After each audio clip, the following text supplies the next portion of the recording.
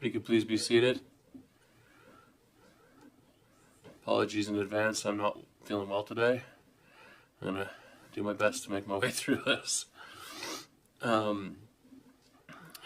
Before we get rolling, I wanted to receive regrets, Madam Clerk, for Councillor Roy and Councillor Wetzel. CAO Dan McDougall is also away today. Our Director of Finance, Joanne Vino, is serving as acting CAO for the meeting. Thanks, Joanne. I recognize this meeting's taking place in Mi'kmaq. It's the traditional ancestral territory of the Mi'kmaq people. We're all treaty people. We have rights and obligations within that. Prior to the approval of the agenda, Councillor Roberta Roy has requested medical leave from Council. I received it as well as CAO McDougall requesting that Councillor Roy be provided a leave of absence by Council for the Council meetings to take place today, March 11th, and then the second Council meeting to take place in the evening of March 25th. And so I'll look for a motion that the Council of the Region of Queens approve a leave of absence for Councillor Roberta Roy for March 11th and March 25th, 2025, regular meetings of Council. Moved by Deputy Mayor Charlton. Can I get a second to the motion? Seconded by Councillor Jenkins. Comments, questions, concerns from Council at this point?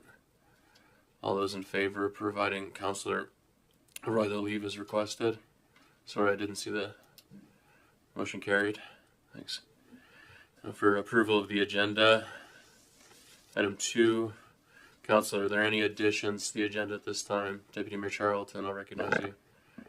Thank you. I would just like to add under correspondence 7.2 NSFM. Thank you. Any other additions to the agenda at this time? Councillor Fancy? Under 8.1 committee reports for the housing. Is it sorry? For housing. Yes, I forgot what it was called for the housing committee. So sure, Housing Action Coalition. Shack. Yeah.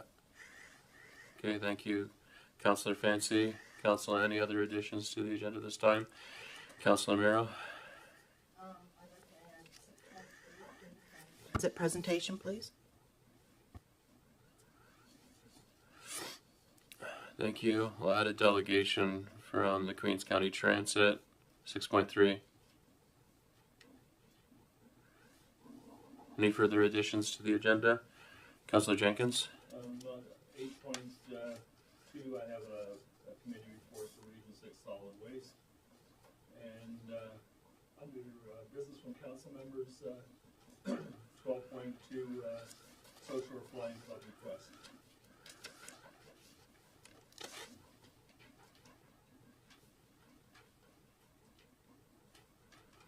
Thank you, Councillor Jenkins. Any further additions or amendments to the agenda circulated? Hearing none, I'd ask for a member of council to move to approve the agenda as amended. Moved by Councillor Romero, seconded by Councillor Jenkins. All those in favor? Agenda's approved.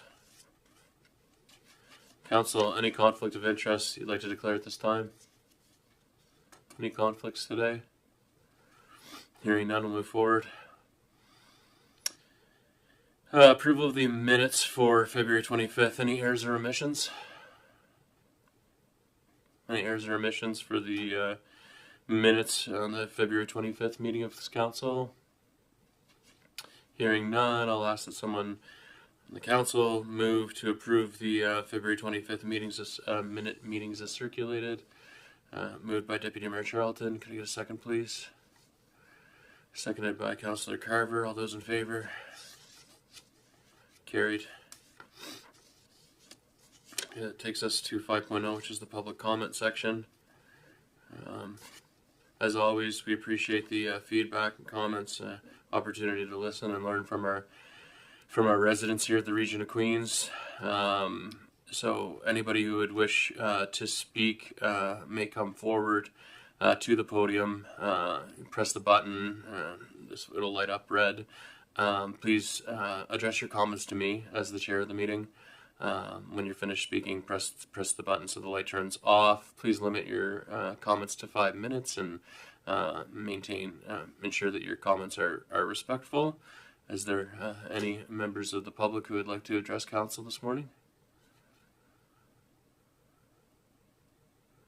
Okay, I know Councillor Merrow, you had received written correspondence from a resident in your riding that you would like to present at this time. I have. I received an email from Robin Anthony. She's away and she would like it read. In the past few months, I have researched the history and legitimacy of the area rate taxes applied by the Region of Queens on Brooklyn ratepayers. At present, these rates total 5.5 cents per 100 of assessment, 1.5 cents for cemeteries, and 4 cents for recreation. These are additional taxes that no other ratepayers in Queens pay. It appears that following amalgamation, the Region of Queens continued to treat the Brooklyn Cemetery Society and the Brooklyn Recreation Committee as though they were still entities operating under the jurisdiction of the Village Commission of Brooklyn, even though that the official body ceased to exist with amalgamation. The Region of Queens, as the only municipal government, should have assumed the responsibilities of the Brooklyn Village Commission, but did not. Under the Municipal Government Act, the municipality approving an area rate must ensure that the taxes are used to provide services for which the municipality has the authority to collect taxes, ensure that third parties that the municipality approves to administer tax money and are capable of delivering the service intended to the people intended, hold groups accountable for how and where the money is spent, and provide financial oversight. This has not happened in Brooklyn. Cemetery area rate. In Canada, societies managed in cemeteries are given registered charity status so that the people who choose to support them receive tax receipts for their contributions. In Brooklyn, the Region of Queens has forced ratepayers to pay a tax that in turn turns over to a registered charity.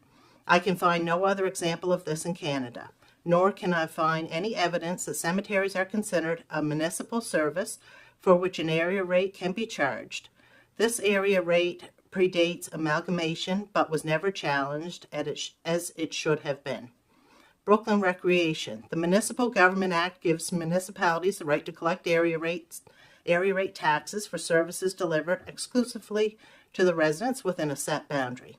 For the purpose of the area rate, Brooklyn extends from the road by the Dollarama through Sandy Cove to Frolic Cove. In the past 28 years, ratepayers within that boundary have paid to maintain a ball field, the waterfront park, Brooklyn Hall, and the Hank Snow Playground.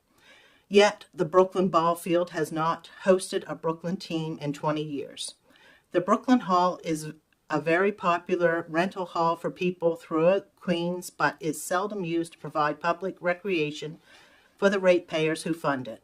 No Brooklyn community groups are based there, and no public recreation programs for Brooklyn residents operate at the hall.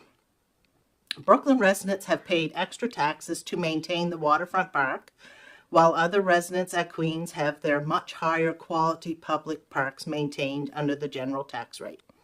When the CSA Playground Safety Standard was developed, and all municipalities in Canada, including Queens, upgraded their playgrounds to meet the standard, the region did not include the Hank Snow Playground. It allowed Brooklyn's playground to deteriorate.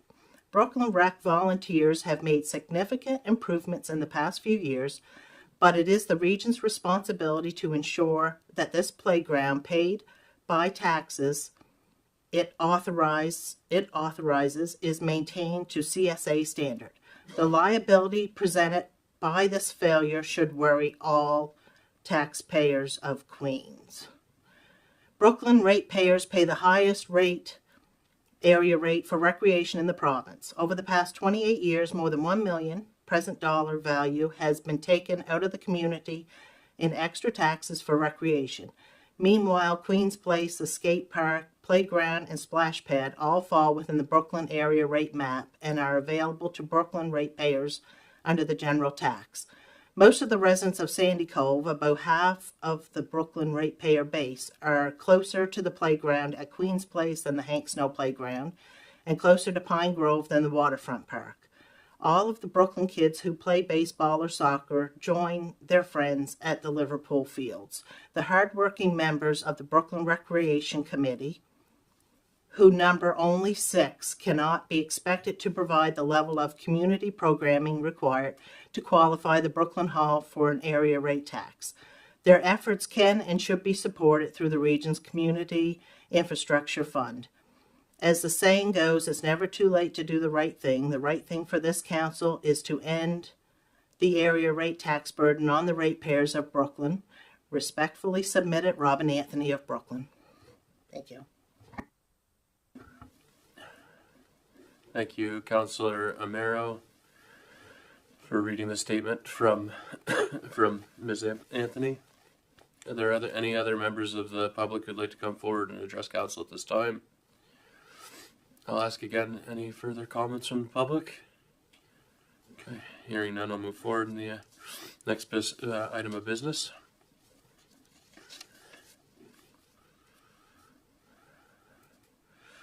So moving to item 6.1, delegations and presentations. We're pleased to be joined today by Troy Lawrence.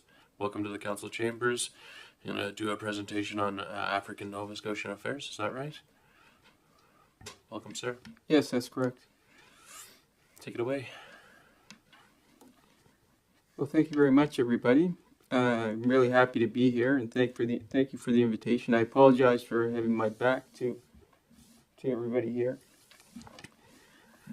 Just was asked to give a brief presentation about African Nova Scotia affairs, kind of how we originated, what our role is, our mandate, and as a program admin officer myself, what my role is with African Nova Scotia affairs. So I'll continue to do that right now.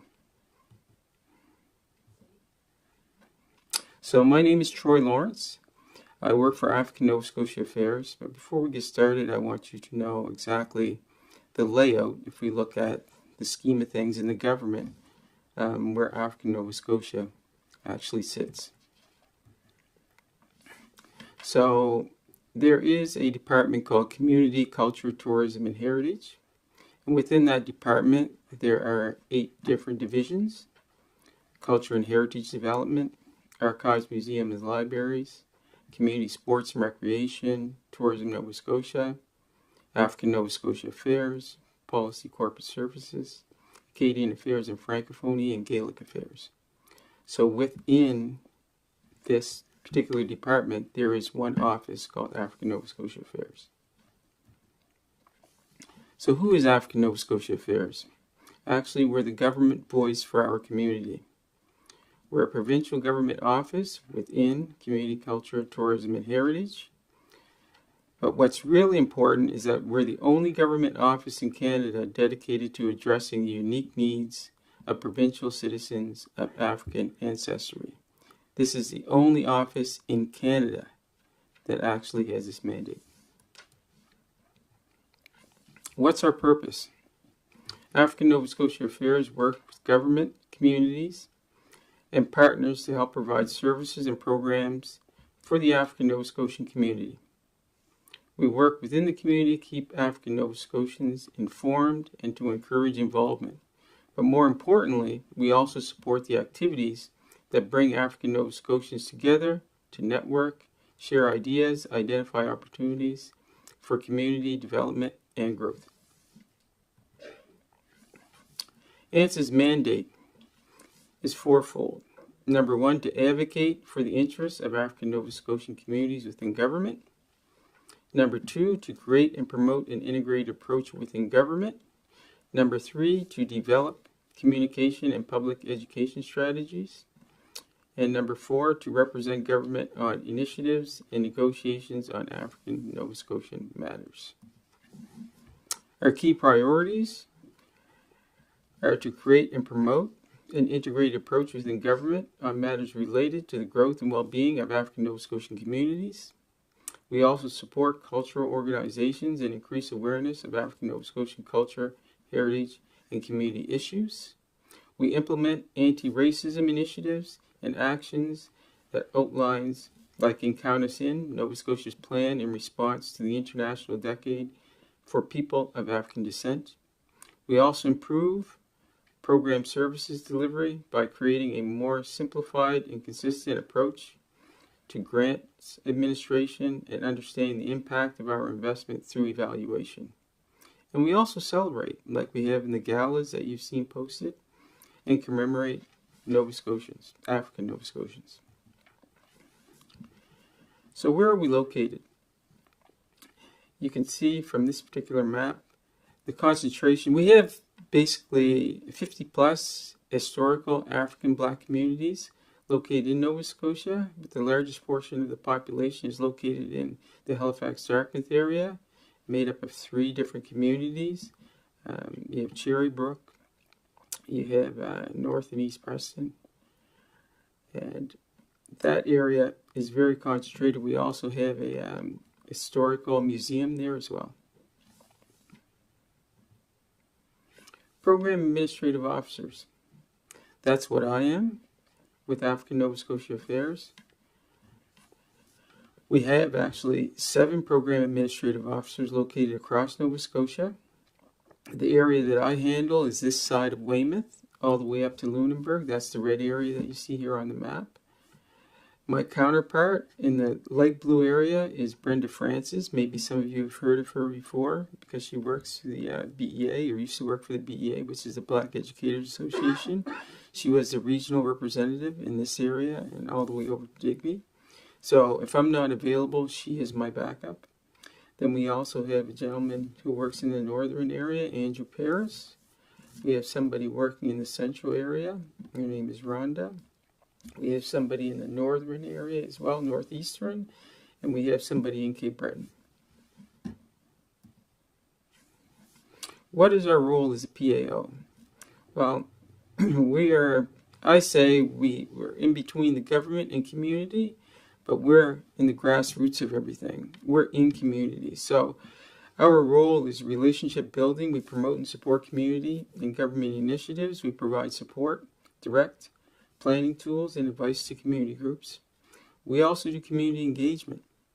We facilitate workshops, lead information sharing sessions, and deliver presentations to build community capacity. We promote opportunity for the community members and groups by providing information and advice on government programs and services. We go even one step further with respect to this. I mean, we do our own information sessions, but we also make sure intergovernmental departments also have access and support to get into the community's door to be able to give their own presentations with respect to their different types of supports and services that they offer as well. We also do program administration, so we administer and promote the African Nova Scotian Grants Program. We develop and enhance strategic partnership and alliances among community partners. We also do strategic planning and program development. So we assist with the department's strategic planning process by designing, developing, modifying, and implementing programs. We also provide advice, analysis, and interpretation relating to the program development.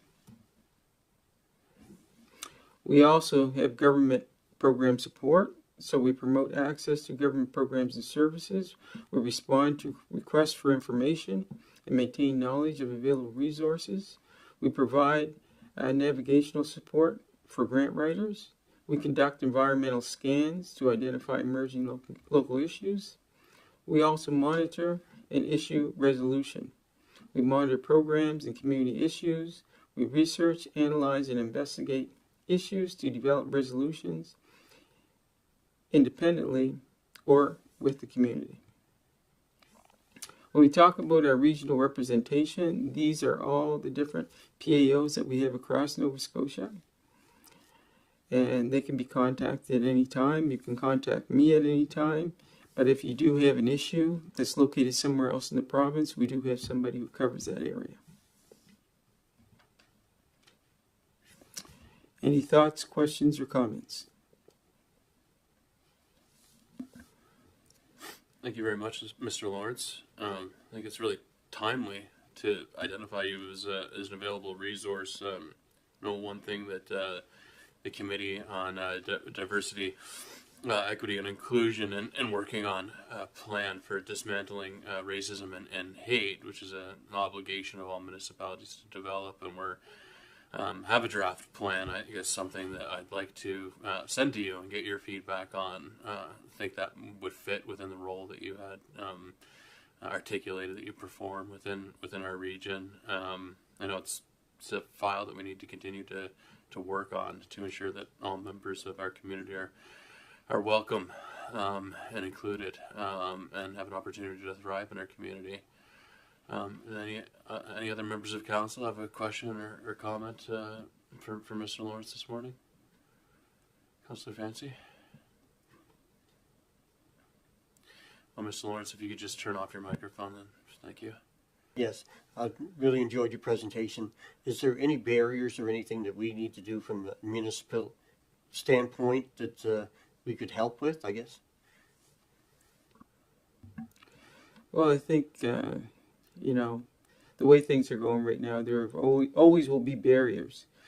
The most important thing that I feel and African Nova Scotia Affairs feels that if we want to be able to make change, we need to be proactive, right? In order to be proactive, we actually have to take action. So if you see something or you know personally that it's not right, it's important for you to act on that by either speaking out, and it can be very uncomfortable and challenging to do that. But when we look at things actually going forward, we need to take these types of actions in order for things to actually create change. Great, thank you. Anybody else? Thank you so much for your time this morning. We'll be in touch for sure. Thank you. You're most welcome. Okay, the next delegation we have this morning is from Janice McMillan, who I see has joined us in council chambers today. She's presenting on behalf of the South Shore Chronic Pain Support Community. Come on up, Janice, it's your turn. Welcome. I'm going to be red and possibly because this has been the craziest week I've ever had. So Janice, before you get going, sorry, if you could just hit the gray button there and then everybody can hear you. Okay. There you go. All right. You got it. A lot has happened since I did the presentation in terms of what you sent you. So this is why I did. I included the information that has just come to me and information that I just found that was very disturbing. Anyways, to start off, I would like to thank the Municipality of Queens for allowing me to present to the council. Some of you may remember me from a previous presentation. I still been doing it. I still have gone through to actually get the support groups up, and we have a board, and some of our board members are here today. My passion hasn't changed. My determination has. Because the one thing I know is Queens County needed a chronic pain community. I'm coming to you as a member of our community and asking for your help to grow our community and to be one part of that community alongside with the constituents. There is no chronic pain organization within 40 kilometers of the constituents. And let me put it even broader. There is no support group in the whole of South Shore. Nothing. And we need your help. I graduated from the nursing program in 1983 in Toronto in George Brown. I worked in downtown hospitals, cardiovascular surgery, ICU, and dialysis. Nursing taught me to look forward. So I always looking at something, okay, oh, we're going to have problems. Oh, we're going to have problems. The idea is to see pro looking at it. So you see the problems and try to correct them or try to minimize them before they happen. I've been diagnosed with fibromyalgia in my 20s. I'm now 62. And I have gone through every part of homelessness, not having medication. Anyways, a lot of people have heard my story, and it has given me that I don't want anyone to go through what I've gone through. And that is what I'm determined not to have happen here. In the early days with chronic pain, society was always telling me how I should feel. I was trying to get some control over my pain. And I also was trying to get a medical team that would support me. You need to keep an open mind, because when you see someone in chronic pain, it doesn't matter how you think they should feel. You go by how they feel. And everybody is personal. And I say it to people in my group. We are like an empty eggshell that's been crushed. We're so many pieces. We're trying to put the pieces together, but the pieces are sliding in and out. They're growing bigger, larger, new ones added. So it's a complex that is continually raveling. It's not something that is straightforward by any means. Chronic pain, we don't have any scars, but pain is real. And when I first started, I hooked up to the Canadian mental health, Nova Scotia mental health. And that was the first time they had put a request in for a grant to have a program that is dealing with the emotional component of chronic pain. So that has only been since I've been here. So we're starting, but we got to keep going. I wouldn't tell individuals when I was in pain. I didn't want to be excluded, stereotyped, or to be judged by society as being inadequate. And I've heard so many people come to me that inadequacy is being portrayed because the families don't understand what's going on. The public doesn't understand. The doctors, even the government doesn't understand what's going on. So it is time that the facts come out and we move forward. I had a car accident in 2017. I have permanent brain damage. I have ability that I lost all of my short-term memory. I could be talking and forget what I was talking about.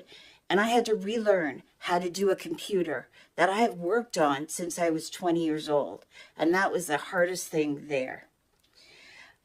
In 2022, I launched Earl Photography to use photography as a way of recruiting funds, I thought, and raise money and raise awareness. I did raise awareness. I met people as I went around the South Shore doing chronic pain, during vendor. And there are so many people that those are the faces, those are the memories that I have remember, and I am working for them on behalf of them. The future. I am currently funding this project because I couldn't walk away from it. We have only recently, on the weekend, we signed our papers of our 5 board members, and they are being sent to, my partner is going to take them to be submitted, so we will be a nonprofit society, is what our aim is. I've been working on this project for years. I keep going in a maze, and this is the most frustrating part. At times, my head was banging on the wall because I would go one place. No way. I tried to talk to the government, got nothing. I tried to talk from the beginning. I didn't know the right people. And I know something you desperately need is you need to have somebody that we can walk in and ask a question and they will help us find the answer. Because I'm sorry, I have spent so much time on that part and not enough on where I wanted to go. But I had to do it. Now, there's a lot of roads that I hit with dead ends, and it's frustrating. But right now, the path to chronic pain is broken, lonely, feelings of hopelessness, and sometimes feeling like you're going in the dark. I want to change that path. I want that light at the end of the tunnel to get closer and brighter and feel that there's hope. Because if you take away hope, you are hanging by a rope. And that is the worst way to be. Our group meets the first Tuesday of each month at the Astor Theater. and that was arranged by one of our members who's a board member for the Astor Theater. We connect with somebody who shares experience, can help us feel understood, answer questions, give us encouragement, be a shoulder to cry on. And I definitely have had to use their shoulders.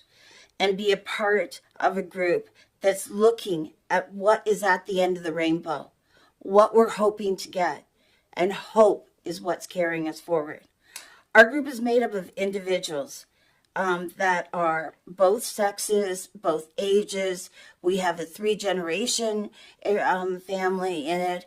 And so it doesn't matter. We have family members that come one week and their son comes the next week. So, and we are having an incredible time. We're an incredible group. We're growing. And I know it's just going to take off once it gets more publicized. I want to include, this is something that I just got this weekend, and it was a letter that was sent to you guys from Debbie Wamblatt. Oh, I always do that. Sorry, Debbie. And I think it was I cried when I read that letter. I stopped a couple times because to me, it was the most incredible, well-written. It brought in what she was going through with chronic pain, what she has a wish, and what we all wish is our municipal, our mayor is with us. He's helped us get to this point with a nonprofit, and I thank you. But we need you guys to all be behind us and support us and to help us, because there's people's lives on the line here. There's people that are dying. We have people that are having conditions that are terminal, but they came to us because they want to learn how to deal with pain. We have people that are homebound. I want to do a buddy program, so they're not lost. There's people that are working. Maybe we'll have the occasional Saturday. We're going to have events for the family. So all of this is something that we are. So it's not just one. You can look at attendance and say, oh, you don't have a lot. You don't see the other part that we're all doing and being involved in. I wanted to read the mission statement because the mission statement is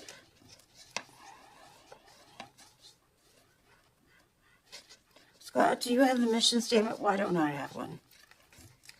Oh, shoot. I put it in the wrong spot. Sorry, guys. Okay. The beginning part of this mission statement, it's in your blue folder. Our mission is to create and maintain a nonprofit support community on the South Shore of Nova Scotia for individuals, their families, living with the challenges of chronic pain. There is currently no such support group on the South Shore. We aim to fill this gap in support through a collaboration approach of our members, business, medical professionals, and the various levels of government. And I didn't include it, but just to let you guys know, the end of last month, we had a sit-down meeting with Kim Maslin. And I could say after all the times I've tried to get her, sit her down, we finally sat down. And the person that came with me is someone that had some incredible stories to tell, what she's been through and what things have happened. But the other thing was, there was Shelley Walker, who is the senior coordinator. She sent me a message and asked if she could join and sit in. And she did. And I'm glad she did. And we had a lot of discussion. And basically the information I'm telling you is the same, but there's also new information that I found out that really disturbed me. The one thing that she was not up to date in what was going on in the South Shore and what was going on with us. And she was going back to look at some things because she couldn't understand why she wasn't informed. And I said, I don't know. I'm just out in the trenches, and that's how I found out.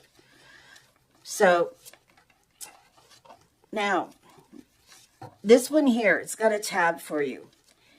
this here I printed out, and it goes through the entire province of Nova Scotia, and it's broken down into zones, and it will tell you what pain clinic is for your zone. If you look at our zone, we have Yarmouth, okay?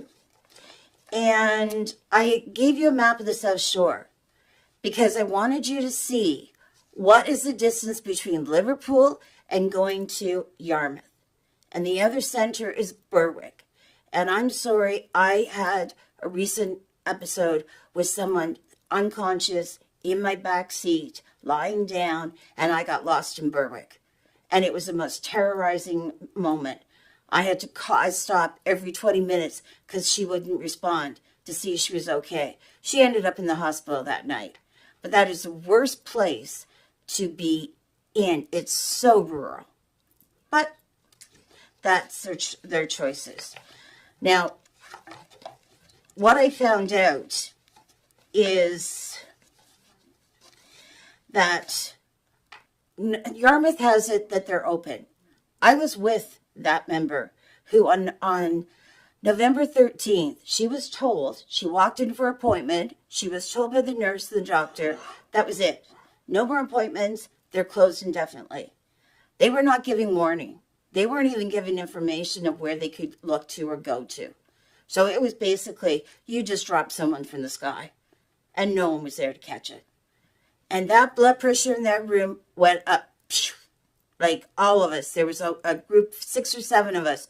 People came out of the nurses crying their eyes out because that was their pain group. That was their spot that their doctor was to look at and to help them deal with the pain. Gone. I called them recently because prior to this week, a couple days ago, they still have that open. So I called the Yarmouth Clinic and I said, hold it. I need clarification. Why is the system saying you are open? Because if your system is incorrect, the government will look at it and even the premier would say, oh, well, there's no problem. They've got Yarmouth and they got Berwick. Fine. But when you get into specifics, Yarmouth is saying on the phone to me, well, we're not closed, but we have all these positions. It's more than one position. I lost count as she was going through them all. And I said, well, you're not open. She says, oh, well, we are, but we just don't have the staff. I said, as far as I'm concerned, if you do not have patients going through, you are not open because no one gets service. And if you look at the hours that some of these places are, 1 day a week. How is that 1 day a week going to help the existing people and the people that are getting added on by Lyme disease every single day? We have the largest population of Lyme disease.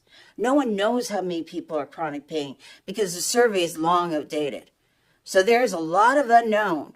But if you come to our meeting and if you come to my down there at the privateers, you will see and hear the stories. The other place with Berwick, okay? Berwick is the idea is so great.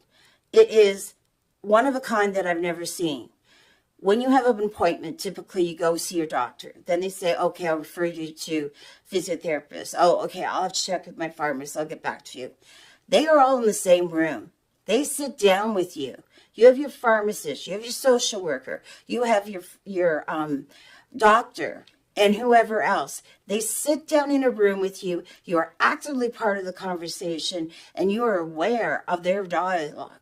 So the doctor would say, I need the pharmacist. What do you think, this person? What do you think about this medication? And she will. Now, this is where the problem is. I asked, when that lady was told that clinic was closed in Yarmouth, they were told that there was a pain clinic coming to Bridgewater. My family physician that works at Queen's said that they had put in a grant, said that it was approved, and said that it's going to Bridgewater. So the Yarmouth doctor told us that. The Berwick doctor is the doctor who is going to be looking after that because what's coming supposedly, cross my fingers that I'm hearing right of what I've heard, is going to go to Bridgewater. And it's going to be the same idea of what's going on in Berwick. He is supposed to be teaching the doctor who is coming to do that. They were supposed to move in February, okay? I can't get anyone to come out clean and tell me what's going on there. Because right now you've got, and even Berwick, which I'm still trying to find out, has said that there's a bit of a slowdown. Well, what does that mean? Because everyone's phrases is totally different. So I did a wish list, a Christmas wish list. So you'll be able to see it because it's unread. I really believe in Christmas, and I believe that there's guardian angels, and there's someone that's got me to this point and picked me to do this. So I want, because I've done presentations and say, what do you want, Janice? Well, this is it. I want a letter of support from the municipality that acknowledges our group. How can I go and ask for donations from, my roots are in Shag Harbor, okay? I grew up in Ontario, so no one knows my name. They know my grandfather's name because my original settlers came to Cape Staple Island. They started that island in population and grew it. And so we are down there, and my heart has always been here, and this is where I want to go. But I need something so that even the papers, it took me 2 years to get an article published in the bulletin. But, okay, I was going to say it the last, but I can't resist any longer. Allie Thompson, who is a reporter and editor of CBC, one of our members forwarded me one of her articles. I sent an email to her. We have correspondence. She is coming with herself and a camera crew or person. She is filming an interview with myself and the other individual that has been closely involved with, because she's actively in chronic pain and everything. She's coming to do an interview, and it's going national. It's going to be on the 6 o'clock news. She's going to put it on whatever blog, TikTok, whatever system they can do. She is going to put it on because she believes that there's a story here, and she believes the story needs to be told. Because the only way that I cannot get to Halifax and talk to a health minister, and that is where the second one came. I need you guys, with what I've told you, to write a letter to Halifax. Why are we are like, if you look at the other areas, they're supported. What happened to us? Maybe we've been quiet. Maybe people don't know we're here. But I'll tell you, I have a car condition that has been the result of prolonged stress of my course. And it is not something that can be treated. I just have to see hope. God is with me and I keep going. But no one, and families, and everyone, and the financial part. You know, one of the things that if you read with our mandate, we want to get grant money so that people who want to do acupuncture but can't afford $95 a week or a month, or actually it probably is a week for it to be, they can't afford it. So we want to use that money for that. We want to use it for people who maybe can't afford a medication because of financial, or can't get to, has to go all the way to Halifax and maybe have to stay over or come like for a 6 o'clock appointment. All of those things. It's only going to be to benefit the families and them. A lot of people, we have done a lot of giving to people in this area because financially there's people that don't even have money and food to feed their children, and they have no money left. And that's the beginning of the month, and that's not their problem. It's because they've got all the bills that are coming and they're lower income. So I was asking that you send. I've talked to the Kim Maslin. I am trying to reach out whoever.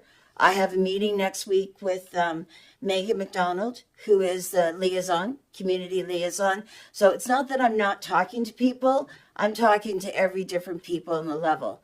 But unfortunately, I cannot make the change. You guys can make the change, and you guys can be our voice, because I am representing so many people that just want to live, that just want to have moments of pain free, who can't even afford their pain medication, because we are basically told that LCBO has cannabis. Okay, I know I'm getting emotional. Oh, okay. So I wanted to be also provided with a member of the municipality that could be my contact person. That could be the person that could direct me to who I need to speak to, or ideas of what I can do to make this better. I want to have someone contact at the tourism board. I want this to be part of the tourism, so people know it's a way of communicating to other people. I plan to have 2 other divisions, one on each side of us. That takes time, and I'm not moving to do the next one until this one is well established and on its way. If one thing is something for future discussion, but it was recommended by somebody I spoke to on the grant. Some of the grants are all coming at different times. Like, we're just getting into them right now to see what grants. Some of the grants have said to me, you have to be a nonprofit for 3 years. Okay, then my heart dropped. Well, what do I do for 3 years? So they suggested that the only other way, because they have to see that the group has been established, is to have, they suggested, to have the money received by the municipality and to be administered.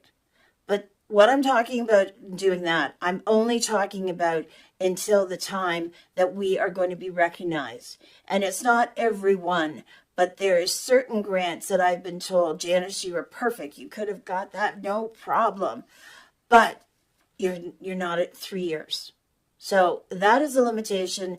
I don't know how you feel about it. Discuss it, but please let me know what your feelings are, because to know the root of what we're going, and funding is a very important part for our future, we need to know. And back me in an effort to organize a meeting. I want to get all the professionals that deal with chronic pain in this area, the social worker, the acupuncturist, the physiotherapist, all of those people in one room to sit down and talk and find out, what are you seeing? What are you seeing? What are you seeing? And come together and do a memo that is, I think we're all isolated. Many of us who are activists have said, I said, gosh, why aren't we getting together? Why aren't we getting together as a group rather than doing it all ourselves? Because we don't know that. We don't know each other well enough. And I'm a newcomer. So I'm sorry if it's, oh my gosh, I'm not. Thought for sure I'd be over my 10 minutes. But, oh, okay. So I just thank you. And I'm sorry, I really believe that we can do better. And I know that once it's recognized here, and the business community and the public see that there is some positive steps, we're not going to be able to do it overnight. I know that, but we got to start somewhere. Because right now I've been fighting to get uphill, and I am at the top. And I don't know if I'm coming down fast, slow, or walking down myself, or a mule. I don't know. It all depends on all the people that I meet. And every day that I go, I meet new people, new opportunities. But the most important is you guys. You're our representatives. You can speak on our behalves. Okay. Sorry, guys. Thanks very much, Janice. Thank you so much. Congratulations. He's really picking up steam. And so you expect to hear back soon on your application for the nonprofit status of the. We're hoping. You got Scott hard at work on that, hey? Oh, it's that's great. he's our secretary and our treasurer, but he won't put a skirt on, so there he is. And Bruce, his vice president over there, put your hand up, Bruce. He have chronic pain, and he has an injury as a result of where he worked. He has an injury that's resulted in him having limitations of mobility. But he all is going through, like it's many people in our group. I say, walk in, walk out, stand up. They're in pain and they have to walk it off. So those have been we've been very lucky to have people come through. And the lady, besides Scott, there was a lady that came to the very first meeting. I had a luncheon at Lane, and her name was Sue Zimbia. She is an author, and I met her when I was at the Medway art tour. I was in the volunteers, and she came in, and she said, I said, oh my gosh, you said exactly what my grandfather said. I said, I cannot believe this. And she came back with 4 books that were different series of 101 topics, and what discussion about it, information from different people, and the very end there was something you can work through. And she went and gave me 4. She came to the very first meeting and came with 40 books, 2 books for each of the people that were there. And she has basically sent numerous letters to me saying, I will help you with whatever you can. She is an excellent grant writer, and she is definitely going to be in my back to help me with the grants. So I keep finding them. That's great. That's great. Yeah, congratulations for all the positive momentum. I know since the first time we spoke, you've taken this really far. The group has taken it considerable strides forward. I think some of your Christmas wish list is going to require the council to have some conversations with our administration, and I think it certainly aligns to a lot of the strategic priorities that we've identified that are going to be reflected in the budget deliberation process for the year ahead. I certainly would be supportive of a general letter of support once you folks get your nonprofit status for the municipality to articulate our support for the advocacy and the work that you folks are doing in our community. But I want to open it up to the rest of council to see if there are comments, questions for Janice at this time. Janice, if you could turn off your microphone just to allow. Thank you. Deputy Mayor Charlton. Thank you, Janice. I'd just like to thank you for your advocacy efforts, and I too would be happy to see a letter of support come from the municipality. Thanks again. And I have to thank you because she was passing by one of my craft booths, and she met Maddie and gave me some incredible inspiration of what the council was to look at, and it was a new start, a new time to relook at things, and I was like, yes, it's gonna work out. Any further comments or questions for Janice at this time? Councillor Fancy? Yes, it was a very good presentation, and I always say people can have sympathy but don't have the empathy, because if you don't go through that pain, you can't fully understand. And I recently had hurt my back, and I could feel the pain of what the pain was. So when I had to take a trip to Halifax, then you suffer when you get back home because you can't sleep during the night because of the pain. So people don't understand that the pain just isn't there and it stays steady. It's other things that will irritate. So it's good to hear that there may be a pain clinic coming towards Bridgewater, which makes it closer. So it makes it so I can understand that a lot. So we're really hoping for the best, because you say you're from Yarmouth to Berwick. So any place you got to go for appointments, you've got to go one place or the other. So it's a long, hard trip when you're in pain. And any people, you have to be.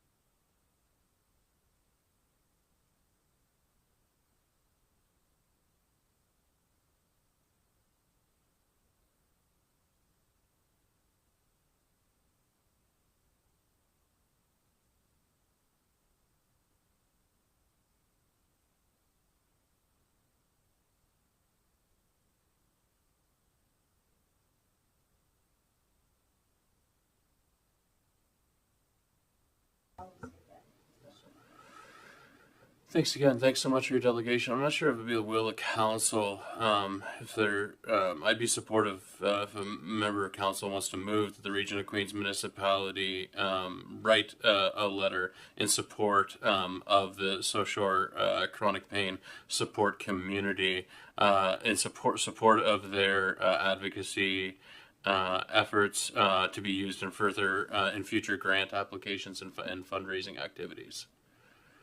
Moved by Deputy Mayor Charlton, seconded by Councillor Fancy. Any discussion or debate on the motion? I'll ask the question then. All those in favor? Carried.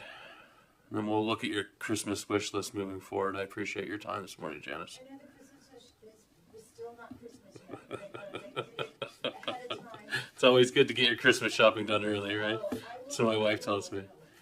You never know what's going to happen and who you're going to meet. I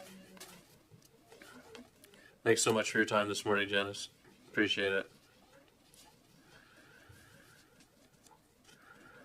Okay, 6.3 is Queens County Transit. I believe Gil are you going to present on behalf of Queens County Transit?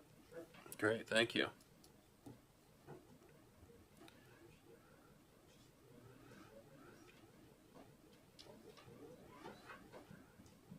Gil was a previous member of our council, but I don't know if we had all this high-tech stuff when you were last in the chair. I could have been a member of council for a number of years and still not high tech. So there you go. But anyway, while we're getting set up here, which one flips me here, Steve? You can either use yours, go back and forth, or a space bar. Answer for. Thank you. Well, thank you, Mayor Kristen and councilors and staff for taking the time this morning to allowing us to come present. It's been a year since we've been here, and I just want to give you a little bit of update as to where we are, where we're going, and what we've done, and always to be able to talk to you from that perspective. And certainly we want to thank you for your ongoing support, for our financial support. So as you'll see, our vision and our mission remains the same. We're in the second year of our second 5-year business plan and our strategic plan, but we're still focused on the same things as keeping Queens County connected and to be able to provide inclusive, accessible, affordable transit to all residents. And I emphasize the all residents because way early in the game, it has been seen as just for seniors, but this is all residents in need for sure. Our team, our board of directors team, a lot of them here today, and our manager Donna is here as well. We put that up there just to let you know that we cover a wide, broad area in the county, and the fact that we have two distinct jobs here. The board is working very hard on being strategic, and the staff working very hard on the operational side of it. And I'd be very much amiss, Bruce got some accolades here just a minute ago, but he was one of our very first drivers for Queens County Transit, which was just, it's good to see him here today. This is where we stand today. This is our fleet of 8 vehicles. We've got one 2018 Dodge Caravan, a 2020 ProMaster, wheelchair accessible. We have a wheelchair accessible 2020 2 vans there.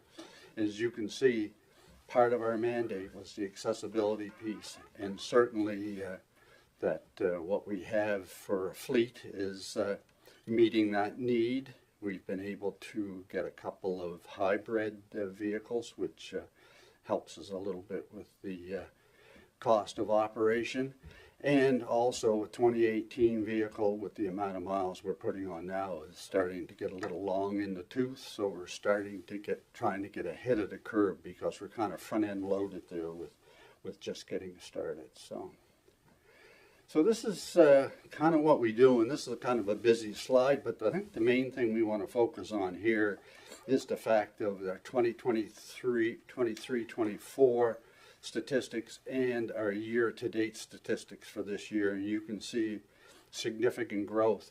And because you look at the wheelchair rides down, just keep in mind that we've got 2 more months in there yet for the rides, and we're projecting somewhere, to be well ahead of where we were last year. And the growth is there for sure. So this is what we strive to do, and part of that is endeavors with key players across the county, because not just getting into the households and getting the word out there that we're here for that accessibility piece, we're here for everybody. But we want to start working with some organizations. When they start having functions, start thinking about where and how can Queens Transit help get people to the functions. And we're starting to get there. We need certainly a little bit more focus on that, but we'll get there eventually. Rome wasn't built in a day. And we maintain our storefront office on 31 Milton Road, across from Superstore, and that's thanks to Peter Frazier and his group. They're very kind to us. That's all I can say. So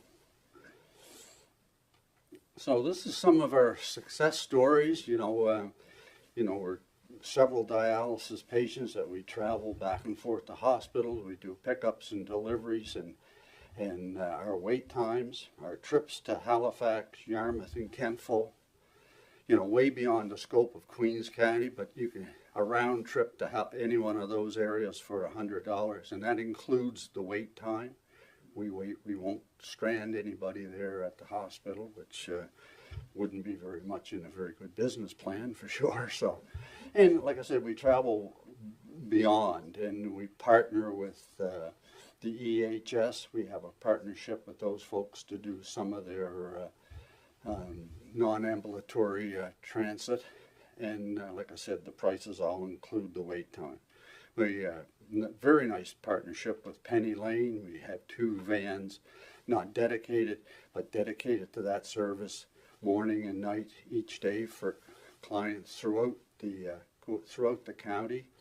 And like the previous slide showed, we did 763 wheelchair rides so far this year. So we're hitting what our mandate and what our vision and mission has said it was going to be. So the New Horizons grant for seniors, we try to leverage that every year. This year has been a bowling event. I think maybe some of you will remember the Music Mondays, which was a huge success previous. The bowling one is a success because people are getting out. It's a lesser need on Queens Transit because these people are a bit more mobile. But part of that grant And the whole strategy behind getting that grant is to be able to get people out of their houses. We apply for the grant and then supply the transportation. And we were fortunate as well to get funding for some transportation for this event through the Queen's Health Board, Community Health Board funding. And again, helping with the groceries, prescriptions, and some people will just rent our services to just get out and go for a drive. We do an annual shopping spree if you so choose to do that, and it's all again affordable and accessible. So, like I said, it's a county-wide service, wheelchair accessible. We've got a vehicle stationed in Middlefield, and I'll talk more to that a little bit later on. And the customer feedback, yeah, it's, you know, you're not going to get 100% good positive stuff, but all in all, you know, they're saying that, you know, they were courteous, accommodating, and obliging. And if we do get a little bit of another tweak, we're going to find out why and see if we can fix it for sure. This September, a real success story, we hit our 7th anniversary. We've been on the road now, turning the wheels for about 7 years ago. And one of our founding fathers, Bill Smythe, I think most of you are familiar with him, he actually received recognition from the province, from the Claret and Robichaud award for his commitment to getting and helping to get this Queens County Transit thing on the road. And I'll tell you right now, it wouldn't be what it is today if it wouldn't have been for Bill's dedication to it. And just to give you a little bit of a heads up, 7 years ago, Queens County was one of 4 jurisdictions within the province that did not have a transit system. So when Bill and a group of us got together and started connecting the networks and connecting the bits and pieces, this is where we are today. And today, of the 17 providers out there, we're one of the leaders. You know, we've grown that fast and meeting the need and have a focus as to where we go. And that's a huge piece of our network, our connectivity with the Nova Scotia Community Transit Network. That's a group that liaisons with the province, looks at funding for initiatives. The one that's in the works right now that's just ready to hit the road is the electronic dispatch, which is an efficiency piece, which we're going to talk to.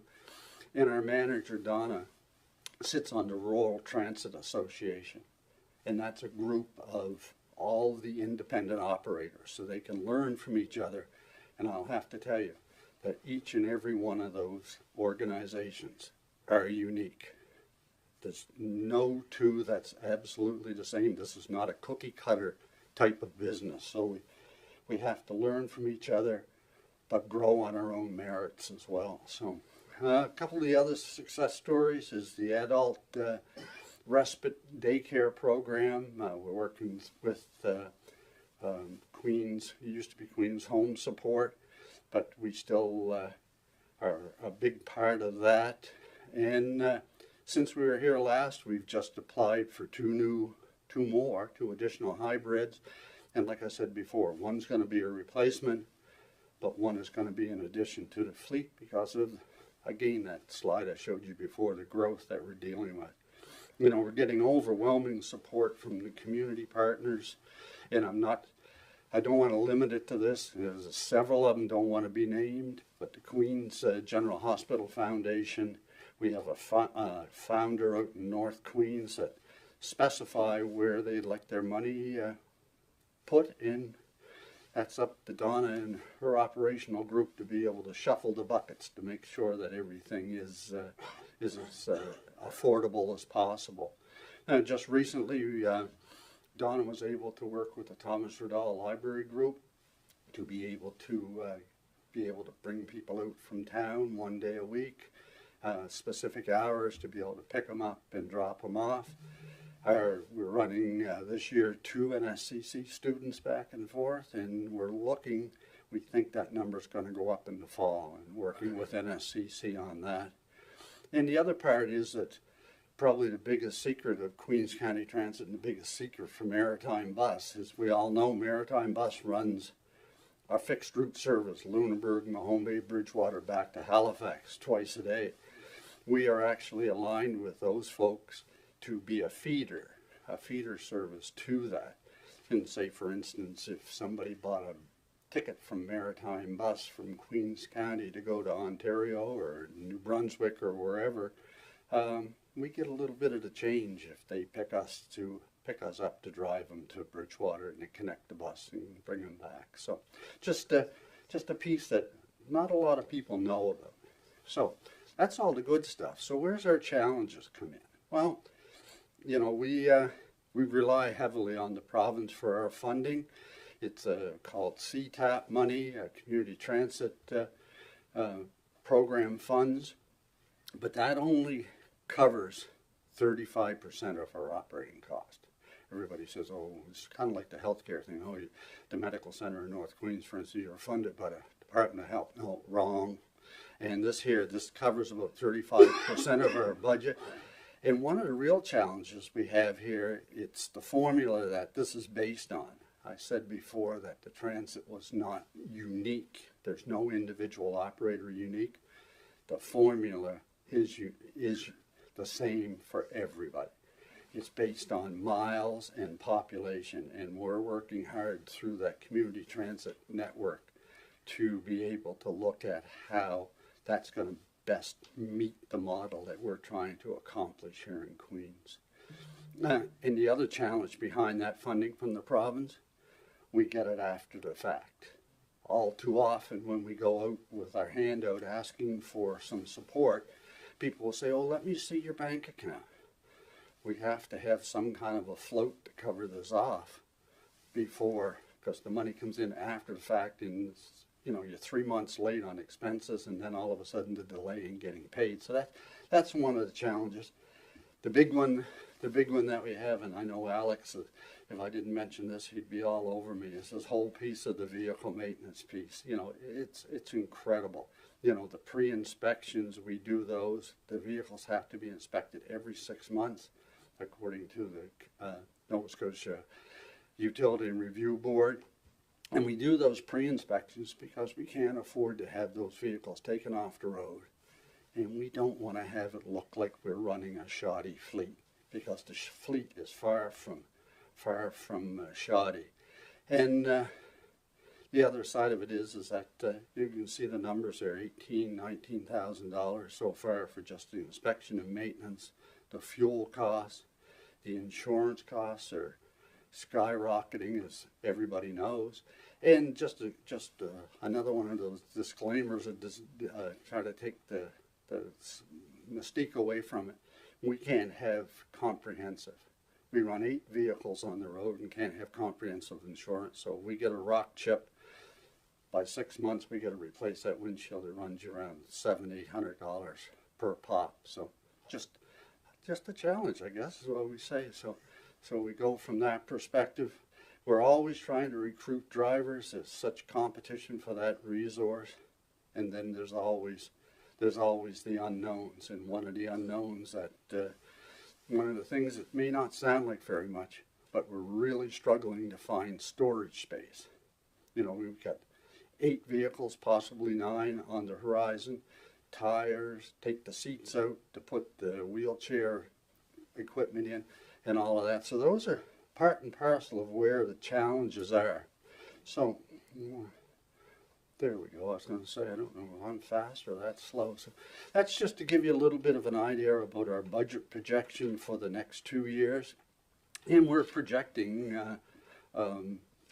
pretty well a balanced budget, but that's allowing for 1 additional vehicle, and that's also hoping on continued support from you folks and from the region of Queens for sure. But that's just what we're projecting, and certainly this year we're projecting to be on budget for the coming year, and our year end is April 1st.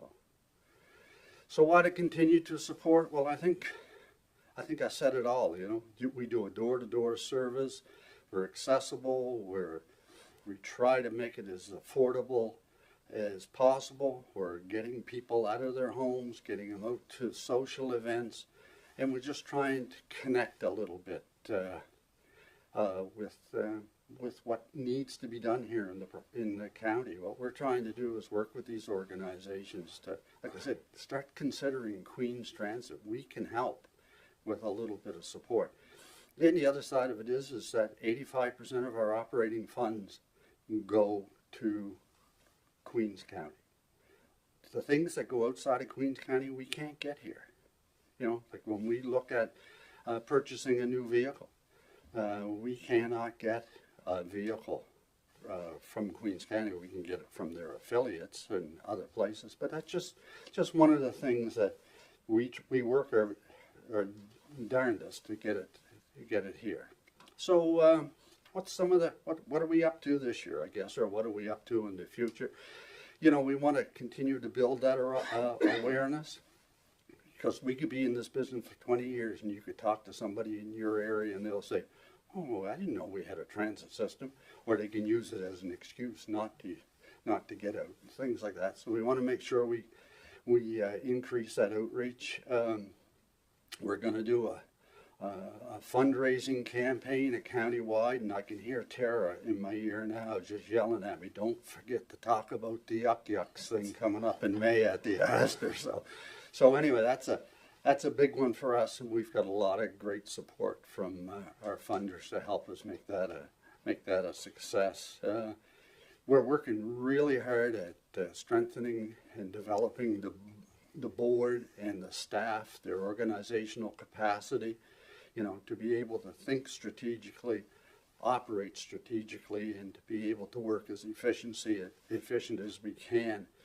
And that's part and parcel of this continuous improvement in 2025. We're putting in place this electronic dispatch software, and I'd be a hypocrite not to tell you that it doesn't have its bugs and its issues. But when it's out there, it's going to be able to help us find some efficiencies for sure. We were able to secure some funding to have an operational review done. You know, to come in and pull back the curtain and have a look at how we operate today. You know, we just came in and said we're going to look at replacing or adding an additional fleet. Do we need an additional fleet? Maybe we need 2. Maybe we need 3. These people are going to help us say what we're thinking to be able to put that in action going forward. And at a quarterly basis at our board meetings, we now report on the key performance indicators. We set up a balanced scorecard approach to be able to look at what is important. Are we meeting it? If not, how can we meet it? And always that's a fluid operation for sure. And we want to develop the partnerships, you know, where we're looking at working with Shelley. She's been just incredible, and she's also one of our board members, to be able to keep us connected with the seniors. What do the seniors need? What can we do to help with that? You know, and all our other fundraisers. And I'd be foolish not to, you know, I don't want to leave anybody out, so I'll be careful with that. So, but we can't operate without that support. The province gives us 35. The hard work and beating the bushes creates the rest of it. So again, this is what our vision is, you know, to build the business. We want to look at expanding to weekends, holidays, special events. And when I say that special events thing, the first one that comes to mind is the Olympic curling trials at Christmas. We missed the boat on that one, and not just Queens County didn't miss the boat. We missed the boat with the organizing committee and stuff like that. We just got our foot in the door a little bit too late to be able to get people out to those events. But there'll be more come along, and what we want to do is to make sure that we are on the organizing groups' minds when the time comes. We're looking at strategically placing our vehicles throughout the province, and that comes with a whole host of other challenges. It's the need, it's trying to find drivers in that area, and where's most of our work come from. but to be able to make sure that we're not just driving around with one person in one seat, and we can fill the vans up if we can.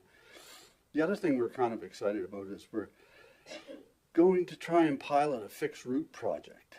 That means we have to do a lot of work with funding and stuff, but maybe a Brooklyn to town, to Milton to town, out to the library, you know, the hospital, the housing complexes.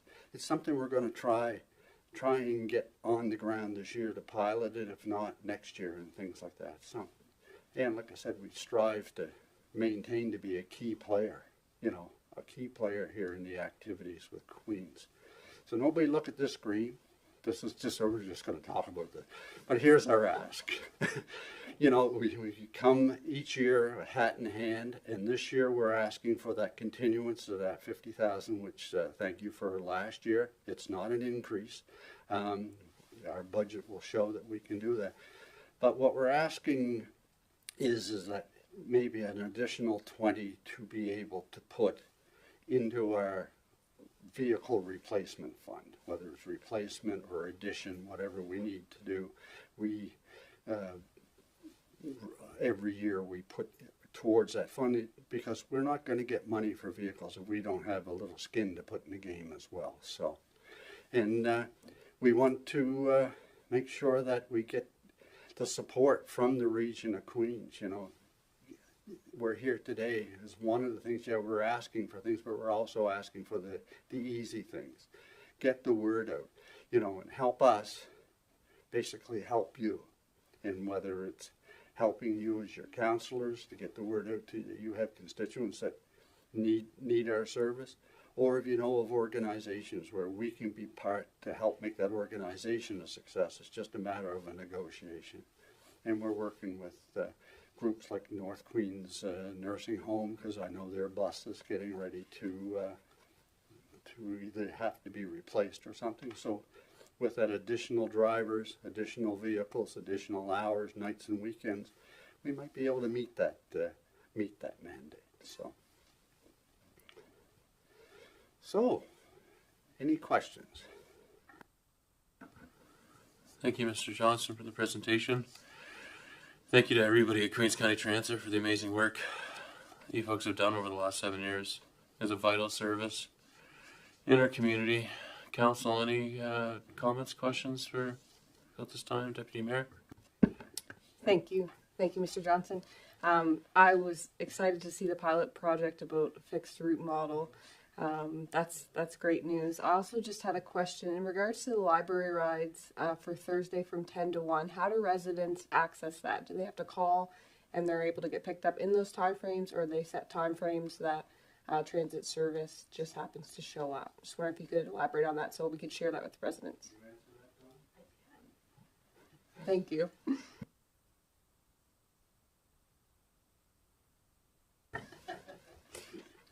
We're actually doing pickups at the farmers market in Liverpool.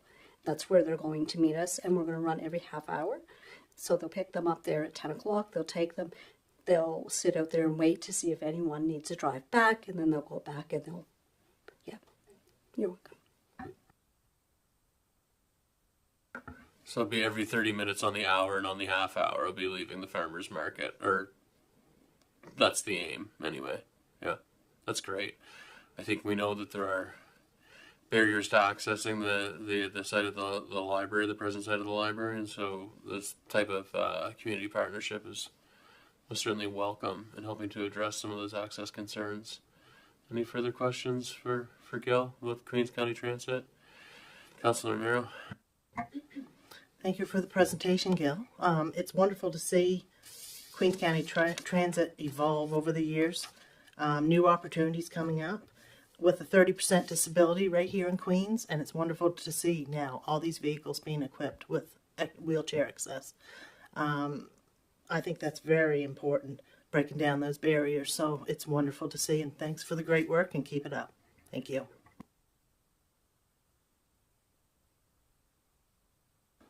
Anybody else? Deputy Mayor? Thank you. The other thing I just wanted to add is we went through a strategic priority process the end of January.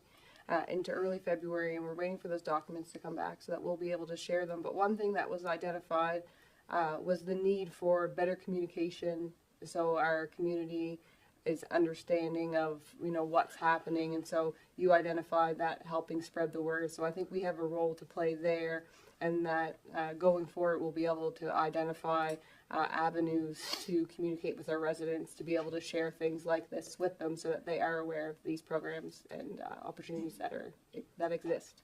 So I just wanted to note that. Thank you. Okay, thank you.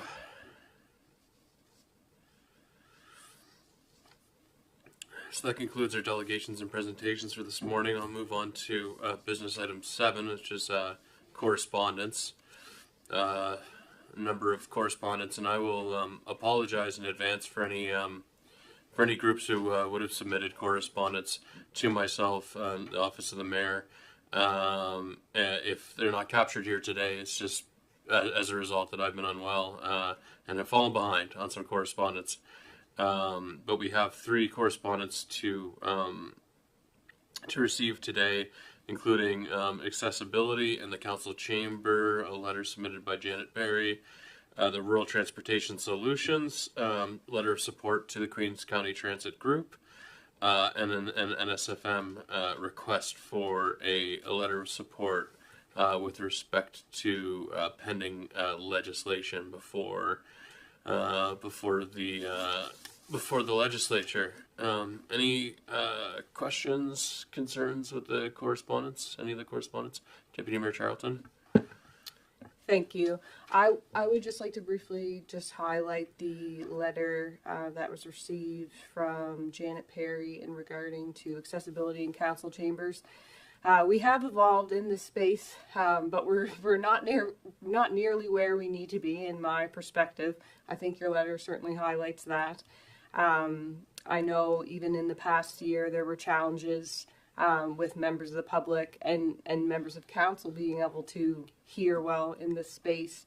I personally myself had an issue with my ears last year and really struggled in this space, and so there are certainly things that I think we can work towards, and I would just like to ask members of council, and perhaps maybe I'll put a motion forward to consider accessibility upgrades in the upcoming budget. It was noted in a financial statement, I believe, that was presented to us not too long ago, or maybe I'm thinking of the one that's being presented to us, in regard that accessibility funds have been pretty minimal, and I assume that these items would fall under that. But if we could look at ways to improve this, I know just in noting when we have speakers, we have members doing presentations, their presentations are on the screen, which are wonderful, but to the members that are in the back here, their face is not. So maybe there's a small tweak that we could have a presentation on one of the front of our TVs and the speaker on the other TV, recognizing that folks who do have a hard time hearing really rely on lip reading. And so if they could see someone on the screen, if they happen to be in the back, I think some of those steps would go a long way. So, Mr. Mayor, if you'd like me to put a motion forward, let me know. I just kind of wanted to bring that up in case anyone else had any other suggestions. I agree. I think the correspondence is well received. What is the nature of your motion, though, with respect to, is it to direct staff with respect to something, or? Yes, thank you. I would say to direct staff to come back with recommendations on accessibility improvements in council chambers to be a part of the 2025-2026 budget process. Okay. So Deputy Mayor Charlton has moved. Is there a second to the motion? Seconded by Councillor Jenkins, pardon me. Debate or discussion on the motion? Councillor Miro? I realize too that we do have upgrades to make here in the council chambers. I did have one complaint also from a resident when we had our last presentation on the Dave Gunning Zero Hunger. Yeah. That couldn't be heard on the live stream, not one bit of it. So I'm not sure how we correct that as well. And that was such a great presentation. So a lot of people missed it. So we may have to look into that as well. And I do agree with Janet's comments about the TVs as well. It's very hard for people to see these two TVs from the gallery. Maybe we could switch it to another wall, but yeah, I'm looking forward to some staff updates on that, please. Thank you. Great. Yeah, I agree. I think it's really important. It's important that this space is accessible, welcoming, inclusive, and engaging for our residents, our staff, and our council alike. So I certainly am supportive of exploring what we can do to continue that and carry that forward. I guess, is there any, yeah, go ahead there, Councillor Fancy. Yeah, one of the other, I guess, comments, and we're all guilty of it somewhat, is these speakers. The speakers are great if you're close enough to them. If somebody's even making a presentation there, sometimes the speaker is up in the air. So it's so finicky. You've got to be close enough to get yourself to project out. If not, then everything gets lost. Yeah, with respect to the microphones, yeah. It doesn't seem to be an issue for me when I listen back to the recording. It sounds like I'm streaming into the thing. Maybe not today. Is there any member of council who would, I guess, debate the other side of it, that we shouldn't be tasking staff with a pursuit to explore better accessibility in the council chambers? No? Okay. Can I ask the question then? All those in favor of the motion on the floor? Carried. Thank you. And I will speak to, as the Queens County Transit one is really, I wrote a letter of support for their application to the Rural Transportation Solutions Fund. It's very well aligned with what we're trying to achieve and with the betterment of our community.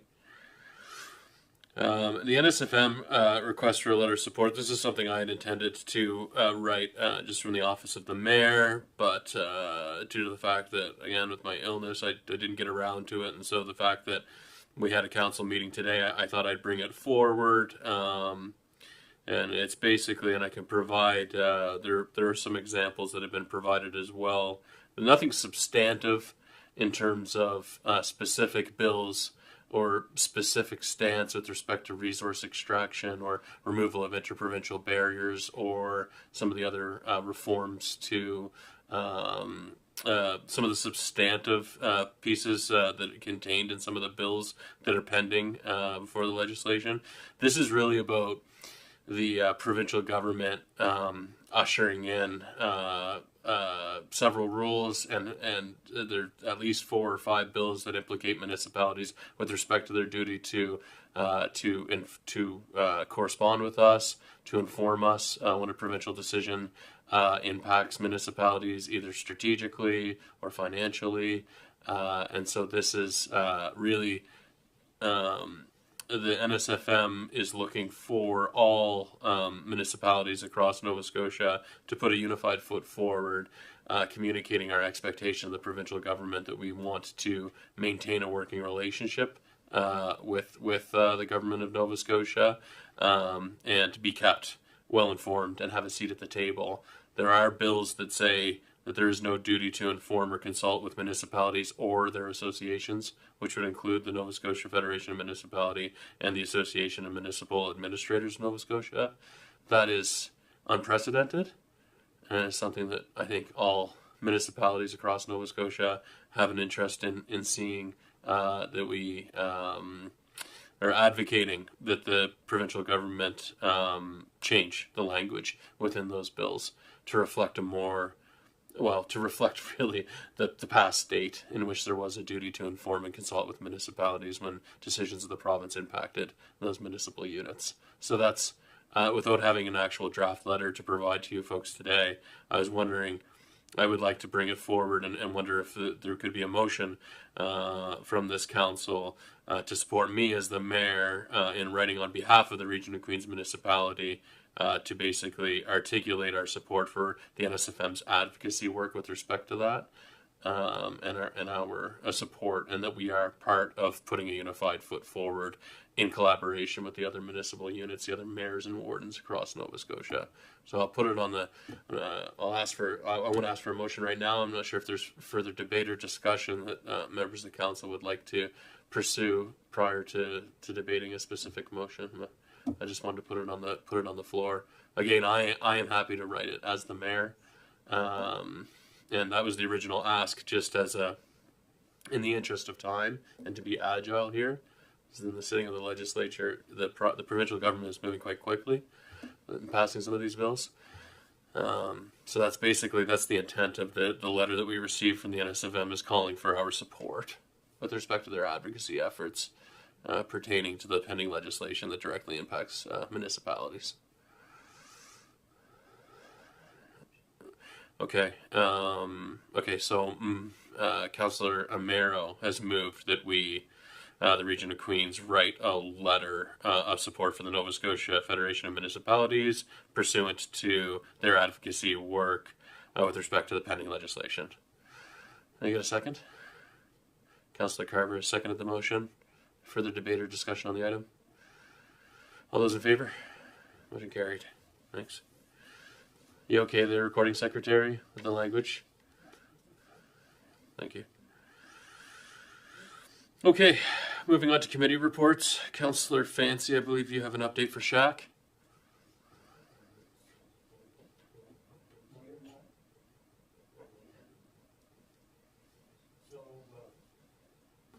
Yes.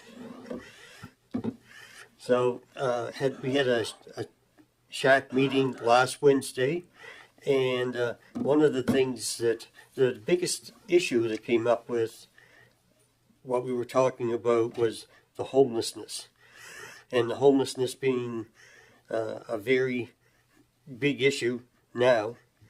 And I just want to highlight a few items or statistics that came up that we were looking at. The asset and support, like this one over here to the missing amenities. That for affordable heating and just having a sufficient place to go, they had said that for 30 people, they found that there was 22.7% of the people that wasn't available to them.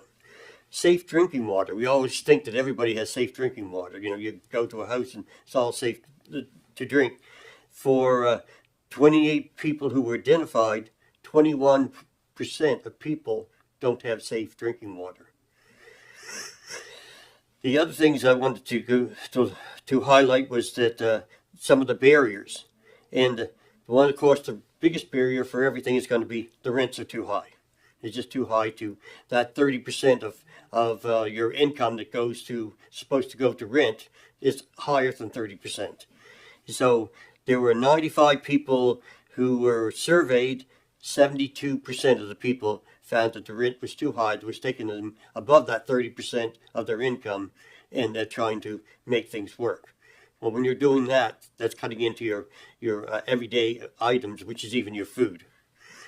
And then the second barrier, of course, low income. 90 people were surveyed, and 62% found that their income wouldn't work for the amount of rent they were paying. The other one was poor housing options and the conditions available. And 81% of the 81 people were surveyed, 61.4% of the people said that their housing options were poor and the conditions were bad. That's always been an issue because we have a lot of, I don't want to call I'll use the words that we used to identify as slum landlords, that the housing units aren't up to capacity, but it's hard to address it, because if you're going to address it, then you might end up losing housing, which we have. Over in Bridgewater, they're starting to do an initiative to upgrade the housing units. So they're starting to try to work toward that, because it's going to have to be something that would have to come from the government. It would have to be something where my thoughts would be it would have to come to a spot where the government gives the people who are renting grants to upgrade their renting without them raising the rent, because then you're defeating the purpose. You're giving them money to help make their renting better, but it's driving the rent up. So it's going to have to be something that's going to have to go in that way without shutting down units that we have, because we can't afford to lose more units. The other thing that we kind of we talked about somewhat was the women's shelter. It was identified here when we talked about the pain management. You went all the way from Yarmouth to Berwick. So we have to go. For women's shelters, they have to go from Bridgewater to Kentville. So we have a missing spot in this area. We either that or even transition houses where women can go to when they're getting ready to go back out. One article which I sent to the rest of the council here is that there was the government had just said that they're going to give out $23.7 million to help with the transition housing, and 17.9 million of it was to stabilize operations that they have, and they have 10 transition houses in the province. So the other thing, which was kind of sad when I heard it, they were talking about the accelerator fund. That was up in the last couple of years. We could have been able to get into it. There was anywhere from $400,000 to over $3 million were issued out to Lunenburg, Mahone Bay, and Bridgewater to help get housing going. And so I think we really have, we missed the boat on that. We have to be up on those things because there's units being built, and we're going to have to, we just didn't have the grant people to write, we didn't have people to write the grants, because we can do that ourselves, but also too, with that accelerator fund, we could be able to help other places like co-op housing. We wanted to be able to work with them. We could have done that. But we are not looking at the past, we're looking at the future and saying we don't want to miss these opportunities again. Anyway, that's all I have for now. Thank you. Thank you, Councillor Fancy. Any questions or comments for Councillor Fancy? I mean, I agree with you. I think in looking at our strategic priorities that are related to community wellness, food security, housing security issues, I think it all ties into what we heard from Miss Carol Smith with respect to gender-based violence, prevalence of gender-based violence being experienced in Queens County. It ties in with Terry Drazina's presentation on the need for a dedicated committee of council and dedicated staff resources to help support and act as a conduit and a facilitator to identifying those funding opportunities and advancing these community wellness initiatives and the role that we can play as a municipality. I think it's something we need to consider very, very seriously. And I think it was well reflected in the strategic priority setting process. So I feel hopeful that we will do better with respect to that stuff moving forward. The SHAC group and our participation in the SHAC group, your participation in the SHAC group is a meaningful way to stay engaged and connected with what's happening on the South Shore with respect to that. But I agree with you.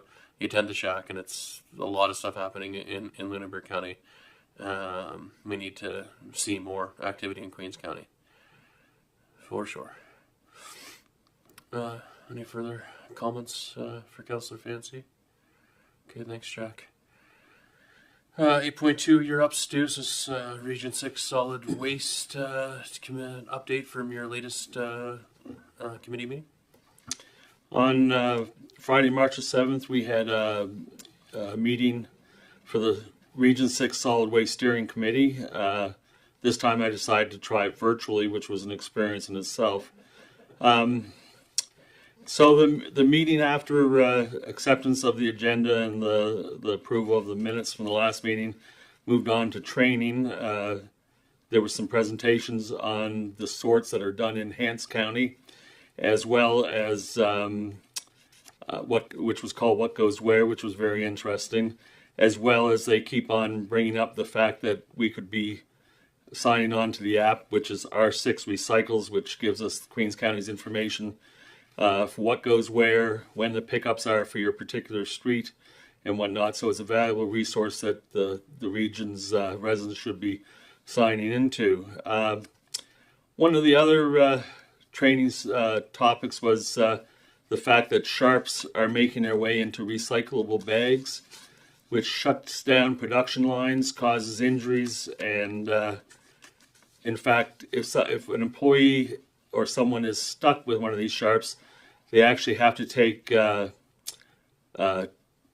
assessments for a whole year to see if there's any results of that or any definite problem with that.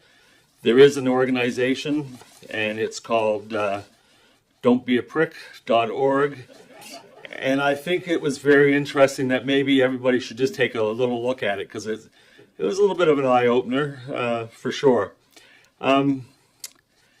So I'm not sure if Queens County has this this problem or not, and I will check with Director Grant to see if the region's waste facility is having some of those problems in the waste stream.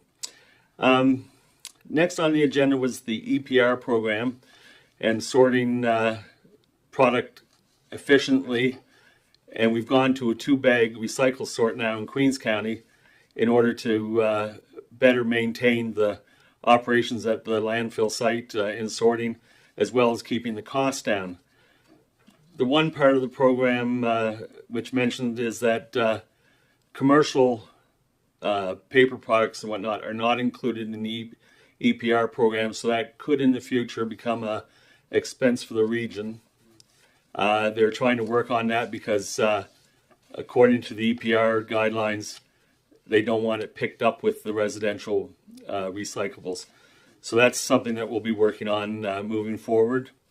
Lithium batteries are still a problem. There was a fire in a garbage truck 3 weeks ago at the other end of the province, and it was when they investigated, it was definitely a lithium battery problem. So we're also working on getting the collection programs, the boxes, fine-tuned so that people will know in advertising where they can drop lithium batteries off. And they're also talking about putting a charge on lithium batteries if this problem keeps persisting. There was a brief discussion on diversion credits. People need to recycle better, because if a recycled bag is condemned, it goes into the garbage, and therefore the region doesn't get any credits for diversion. And those credits add up to a lot. They save the taxpayers money, because the Region 6 or the region's landfill gets paid for sorting and keeping things out of the landfill sites. We need to do a better job of that. In Hants County, I think it was close to 6 tons of condemned recyclables that ended up going into landfill that area did not get any credit for. So that was pretty well the sum up of the meeting. The next one will be in a few months. So this concludes my report on the Region 6 solid waste. Thank you. Thank you, Councillor Jenkins. Any questions? Councillor Fancy? Again, the communications ends, like I think what we've talked about here all day today is sometimes communications, whether it be with transit or whatever, that sometimes it doesn't get out around so everybody knows. When we talk about the batteries, do we have a place to take batteries now? I don't know. At one of our meetings, they said that Home Hardwares had a box that you could put these batteries in. They're still checking on the availability of that in all of Region 6, and that will be coming out in the near future. Yeah, that would certainly be something to, yeah. I know I got some big old bags of batteries. I don't know what to do with them. Okay, any further questions for Councillor Jenkins? Councillor Mira? I do believe Staples, if anybody gets to Bridgewater Way, I believe they do take the batteries as far as I know. But I do have a question. The yellow boxes that we see around, are those sharp containers like we have one outside the region building? Maybe we should make people more aware of where those boxes are. That's for sure. That's all in part of the advertising that we could be taking part in with funding from the Region 6 solid waste. There is money available for that, as well as far as I understand, pharmacies do carry the boxes that you can put your sharps in.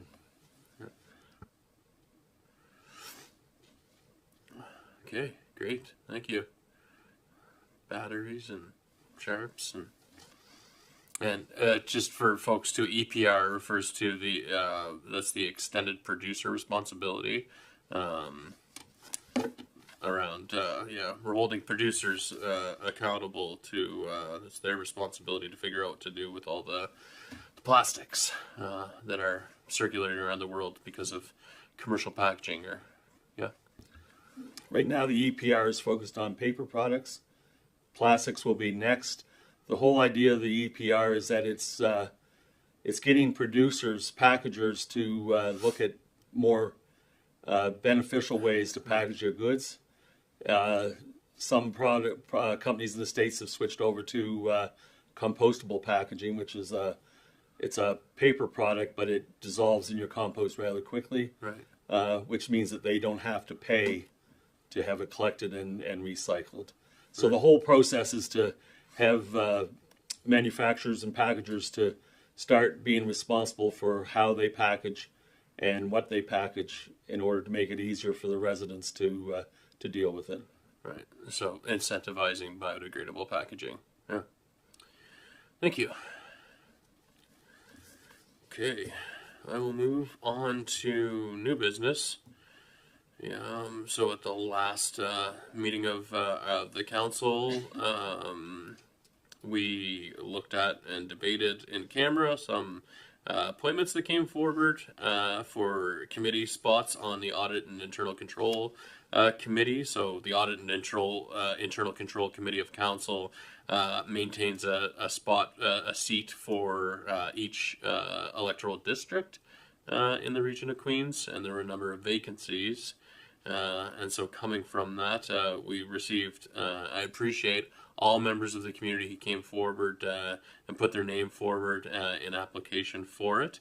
But we made the determination of the following individuals that will be appointed to the committee. And so I'll ask for a motion that the Council Region of Queens Municipality receive the report titled Audit and Control Committee Appointments, and appoint the following people to the Audit and Internal Control Committee immediately for term to expire on March 31st, 2028. Bill Rayfuse, Kendall Farmer, Loris Azano, and Robert Perry. Moved by Deputy Mayor Charlton, seconded by Councillor Carver. And Madam Clerk, if you could note, Councillor Jenkins has stepped away from the council chambers, but we still do have quorum. We still have quorum as 5 members of the council are present. We have a motion on the floor. Is there any discussion or debate on the motion? All those in favor? Motion carried. 10.2, request for budget direction. So, do you want to speak to it? Okay. Pardon? I'll take a break. Before we do 10.2, yeah. 10.2, 10.3, let it be a little more substantive. I will call for recess. We'll pick it back up at 3 minutes after the hour. 11:03, please. Thanks, folks.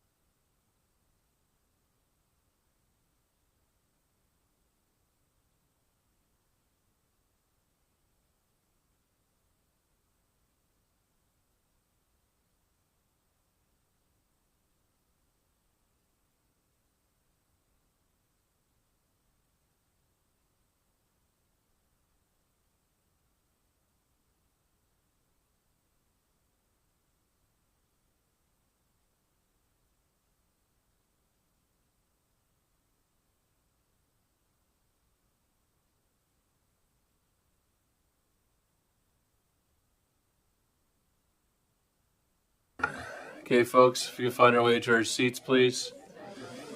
I have to whip it out here in a second. I know. It's uncommon for me.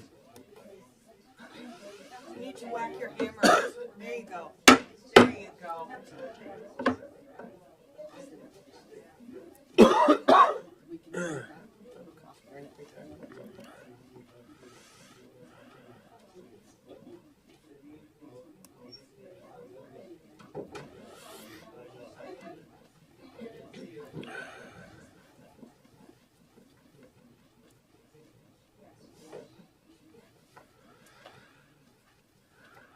Okay, call the meeting back to order at 11:04. We'll move on to item 10.2, request for budget direction. I think our Director of Finance, Vino, is going to speak to staff report with respect to the process for budget deliberations. Take it away. Thank you.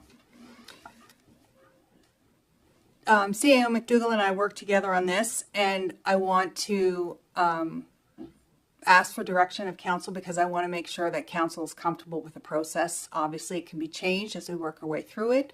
The most important thing is that the end result is a budget that reflects council's priorities. So we'll start off. This is what I propose. So on March 27th, council will receive a budget package including the draft operating budget, the draft water utility budget, the capital investment plan, an updated reserve activity report with explanation of the purpose of each reserve, accompanied by a report written by myself, noting any assumptions or specific items that staff included in their respective budgets. So when I'm writing that report and preparing the budget, anything that I think council would like to know, what I would like to know as a councilor, will be included in that staff report. This document will generate a preliminary tax rate. So keep in mind that this, at the time, I'm going to put everything in there that I have. The tax rate may be high, it may be low. It's the preliminary tax rate, okay? And I timed it so that council would have this on the 27th and you would have time to digest it. And so then we come back together on April the 1st, where we will review the capital improvement plan with the Director of Infrastructure, who prepares that plan, and then review the funding options of that plan with me. We will also review the water utility budget and the water rate study. We will have the consultation presentation then. There will be a potential council decision to endorse the rate study at that time, because at that time, once it's endorsed by council, it then goes to the UARB. The UARB reviews it. They send us information requests. So there's a process that has to go through. It sometimes can take months. Initial operating budget overview. So I'll be reviewing the sections of taxation, grants in lieu, services provided to other governments, sales of service, other own source revenues, transfer from governments, reserves, etc. We'll look at initial operating budget expenditures for government, general government, which is council administration, protective services, which is our police, fire, and fiscal services, which is our transfers. If we have any time, I may do other sections, but we're trying to put this in smaller pieces. So on April the 8th, we will review the council direction and associated changes to budget from April 1st. When I discuss those sections, you'll be able to tell me any changes you want to make. I'll make those, and that's the first thing we'll review at the subsequent meeting will be the changes you made to the meeting before, okay? So on that second meeting, we'll go over the capital improvement plan again, the water utility, the revenues, the expenditures. I'll gather further feedback from council of any changes. We'll look at initial operating budget overview for Hillsview Acres. We'll look at recreation, culture, and Queen's Place, planning, tourism, and economic development, environmental health, which is wastewater collection and treatment, and transportation services. We have time. We'll look at any other sections. So the next meeting, again, the first thing I'll do is review the changes that were brought up at the meeting before. Those changes will affect the tax rate. So that's why I always start there. And then we'll review generally again the revenues, the expenditures, gather further feedback from council for any changes. So then we have the April 22nd meeting, which is a regular council meeting. We'll review the changes once more, make sure that revenues, expenditures, and other, everyone is comfortable in terms of those numbers that we have on the table. We'll approve the capital and operating budgets, which will include the area rates that we will discuss later in this meeting. So 4 meetings have been proposed to ensure that council has enough time to discuss and consider allocation of funds to meet both the operational requirements of RQM and the strategic goals of council. Time between meetings can be used to digest information, ask staff questions, and discuss options with the CAO. The budget process must be a collaborative one, with council driving the decision-making process and staff responding to necessary adjustments and suggestions.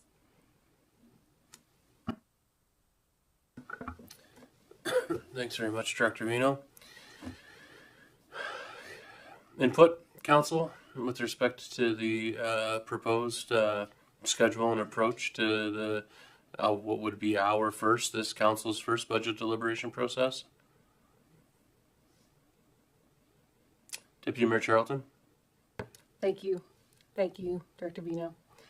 I would just like to propose possibly some amendments to the schedule. When I first was elected in 2020, I found the budget process to be really overwhelming. And where we have 5 out of 8 new members of council, I just want to be cognizant of that. I do certainly appreciate the proposal and the March 27th information package.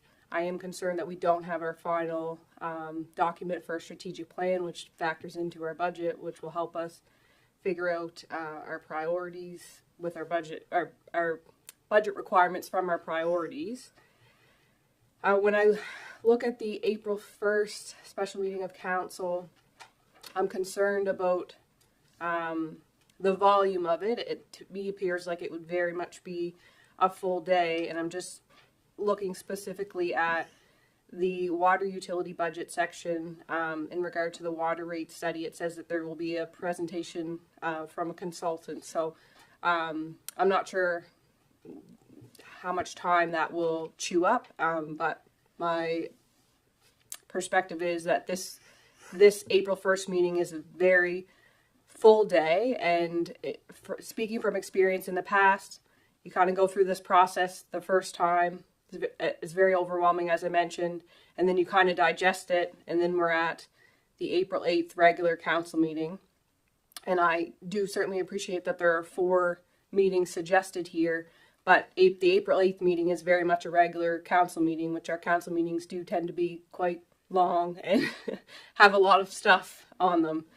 So I would just suggest that, and I realize that we're probably not going to be able to nail down dates today if other members of council feel the same way I do, recognizing that we have 2 members of council who are not present.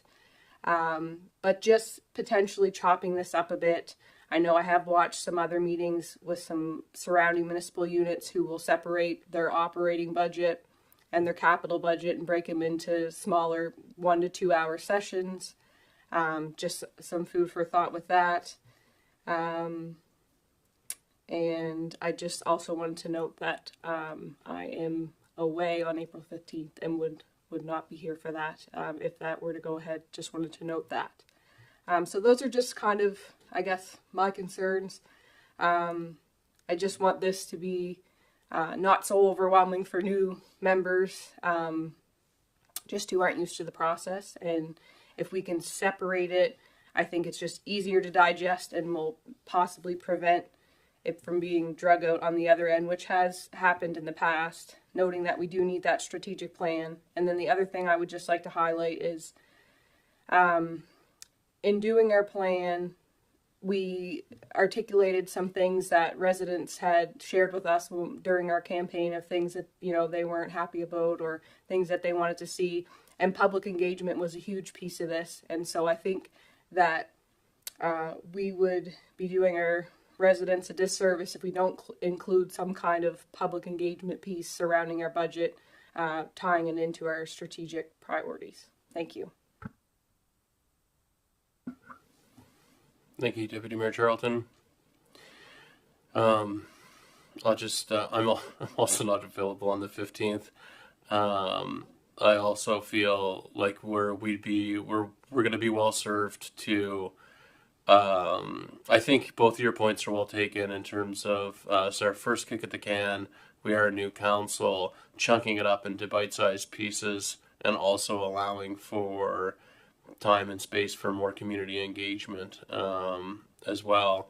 And I have to agree too that we do end up having marathon, having some long, and that we only meet as a council twice a month, and so often have a lot of business items to attend to. Given that this is also a very engaged and ambitious council. So I agree with much of what you said, and I know that it's on balance with people's availability and the challenges with scheduling people, both external folks and being accessible when people are from the community are able to engage, and then just the schedules of our staff and the members of council.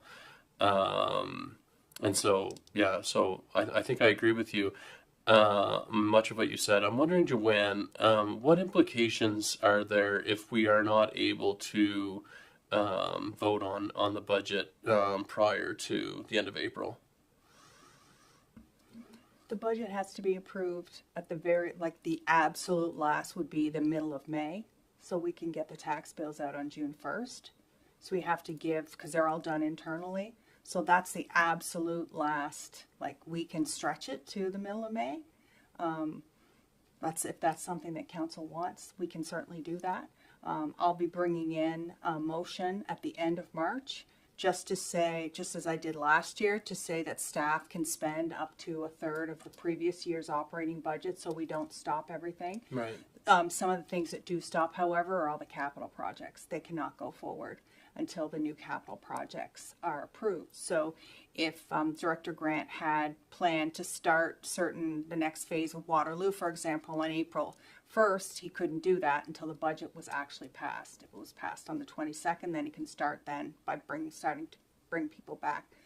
So operationally, it's not a big deal in that way because there's a workaround for funding. Capital, it becomes a little more challenging, and we are under the gun because we do have that deadline to get the tax bills out for June 1st.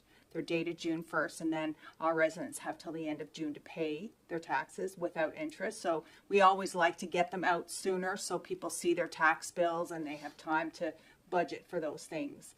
But that being said, look, I absolutely hear what you're saying, Councillor Charlton, and if there's a way that I can, figure it out. I guess my only concern with breaking the revenues out into one meeting and then because there's a lot, I agree, operating out into 3 or 4 pieces, because that's the bigger conversations. The revenues are basically set. Council has already decided on the tipping revenues, for example. That's done. There's no really debate there. Yeah. The assessment roll is what the assessment roll is. The grants in lieu are what they are. So the majority of the conversation is around the expenditure side. So it's been my experience that council is very much focused on tax rate. And until I have all of those sections completed, I can't give you one. I can give you that preliminary one that will be based on the projections and what the directors have submitted and some of the things that I know to be true going forward. But I can't give you, if you make changes, I can't give you those until all of the changes are made. So I don't know if that's going to push us back a couple of weeks. But again, I'll go back to what I said at the beginning, is that this process has to work for you as a council, right? So I and my staff have to make sure that we provide you all the tools you need to make sure it works for you as a council. And if it means we meet every afternoon for 2 or 3 hours for 10 days, then that's what we have to do to get there. The issue then becomes availability for you as councilors. We're here, but for you as councilors, there could be some concerns. But I'm committed to doing whatever we need to do to make this a collaborative process. And I believe CAO McDougall has gotten some information about your strategic priorities. So my hope is that by the time you get the budget draft, which is the director's draft, let's be honest, it's the director's draft of our meat and potatoes of what we have to do to keep the doors open and the lights on. Plus there's some things that I know to be true that I will add, or Adam may know to be true that he needs to add, etc., which I will note in that report. then we kind of hand it over to council and say, okay, this is the foundational budget that the directors have identified for you as council. Now you have to make it yours. Now you have to mold it, change it, adjust it, do whatever you need to make sure that it addresses the priorities that you have. So by the time you get that draft budget, my hope is that you'll also have your strategic priority plan, and you can start looking at those two documents together saying, okay, how do we get this into this? That's why I said there's time in the middle that we can talk to staff. We have that conversation. Mm-hmm. I think one win, it feels to me like it's rushed, to be honest, to have the final, to approve it on the April 22nd regular meeting of council. I think it's more likely to be approved at the next meeting of council, two weeks later, on whatever date that would fall on. I think that's just given my understanding of where we are with respect to the strategic priority setting work, and then also with the water rate study too. Of course, that piece is something that hasn't had to be envisioned or tackled as part of this in the past, right? That water rate study.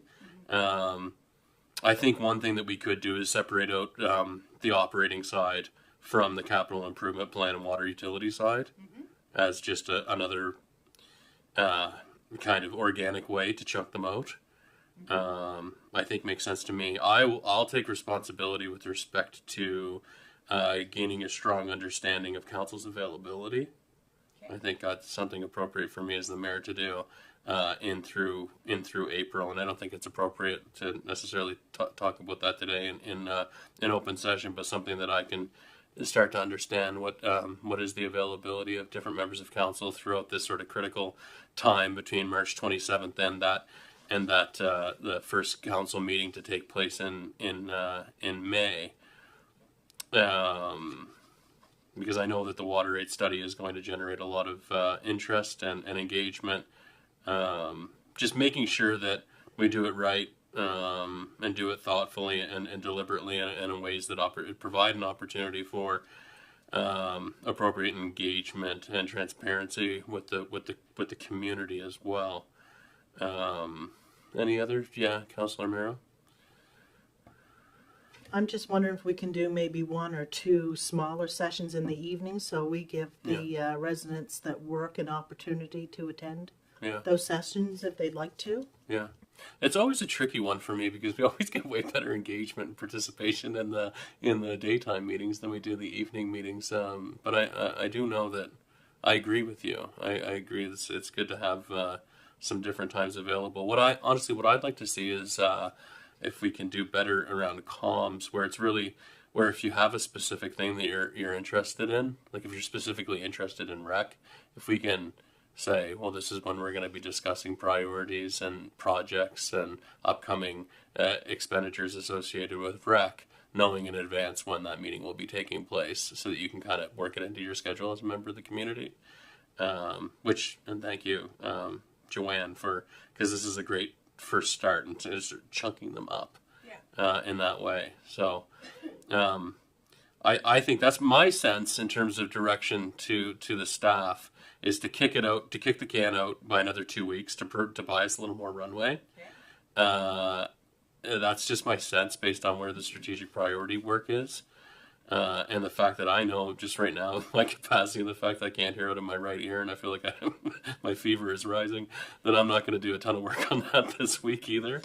So just trying to be realistic, but I'll open it up for the rest of what we want to do. And I appreciate the way that you framed it, Director Vino, in terms of the directors provide us with the best available information in terms of what their current state is and what they're working on and what the known lift is and what implications that would have on the ratepayer. But then we need to bring to bear we need to represent the will and the vision of the residents that we represent here on council. And so and a lot of that did come out really clearly throughout the strategic priority setting process. So I know we're not going to get it 100% right, and I know we'll be better prepared in year 2 of our term with respect to the budget deliberation, but I want to get it as right as we possibly can, if you know what I mean, within the limitations and the challenges and the competing priorities that we're working within. That's my thought on it. Yeah, go ahead. I just have a question to Director Vino in regard to the water rate study with the consultant presentation. Has that consultant been confirmed and is available for April 1st? It's my understanding that CAO McDougall has discussed it with the consultants. When we're looking at breaking these things up, the water rate study needs to be at the beginning. Yeah. And maybe, like as suggested by Mayor Christian, let's do capital and water rate study in one session, because the sooner we get council's approval on the rate study, then it goes to the UARB, Yeah. and then it becomes that whole thing, right? Yeah, and I know there's a sensitivity around that with respect to, we don't want to miss the boat with the UARB because people go on vacation and there's hearings and whatnot that would be required after we submit that. So we don't want to delay on the water rate study for sure. Yeah, it makes sense to do that early on. So, if I could, I'm just wondering, could we, I realize that we're going to have to nail down other dates with councilor availability, but could we proceed with that plan on April the 1st, given that it appears that the water, the consultant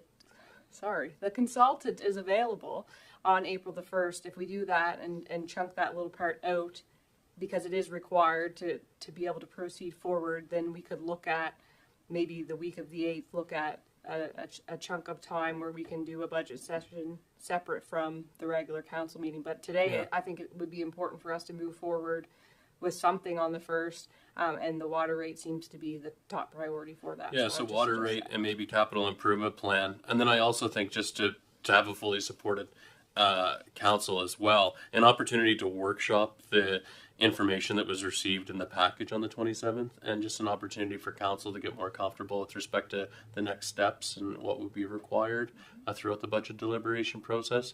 And I think that that's a meaningful thing to engage in publicly as well, because I know it's there's a lot of mystique. It's complex, and so unpackaging it in ways that just make it a little more accessible and easier to understand and digest would be good.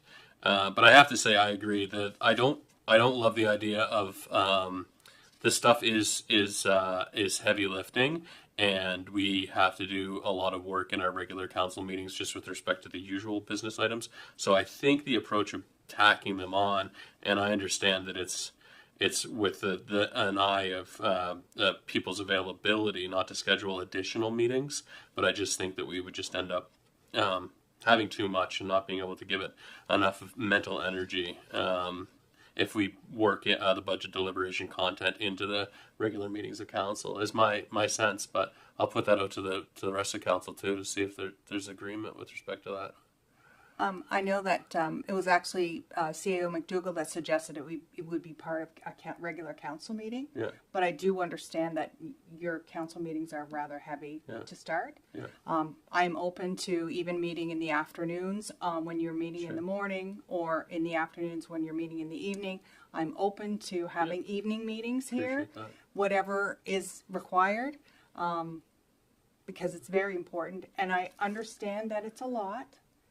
But it's not rocket science. It's math. You can all do it. It's the most wonderful time of the year. Well, and Joanne, we trust, and so we can chuck Dan under the bus for his bad ideas because he's off skiing in Quebec somewhere in the townships. Go ahead, Chuck.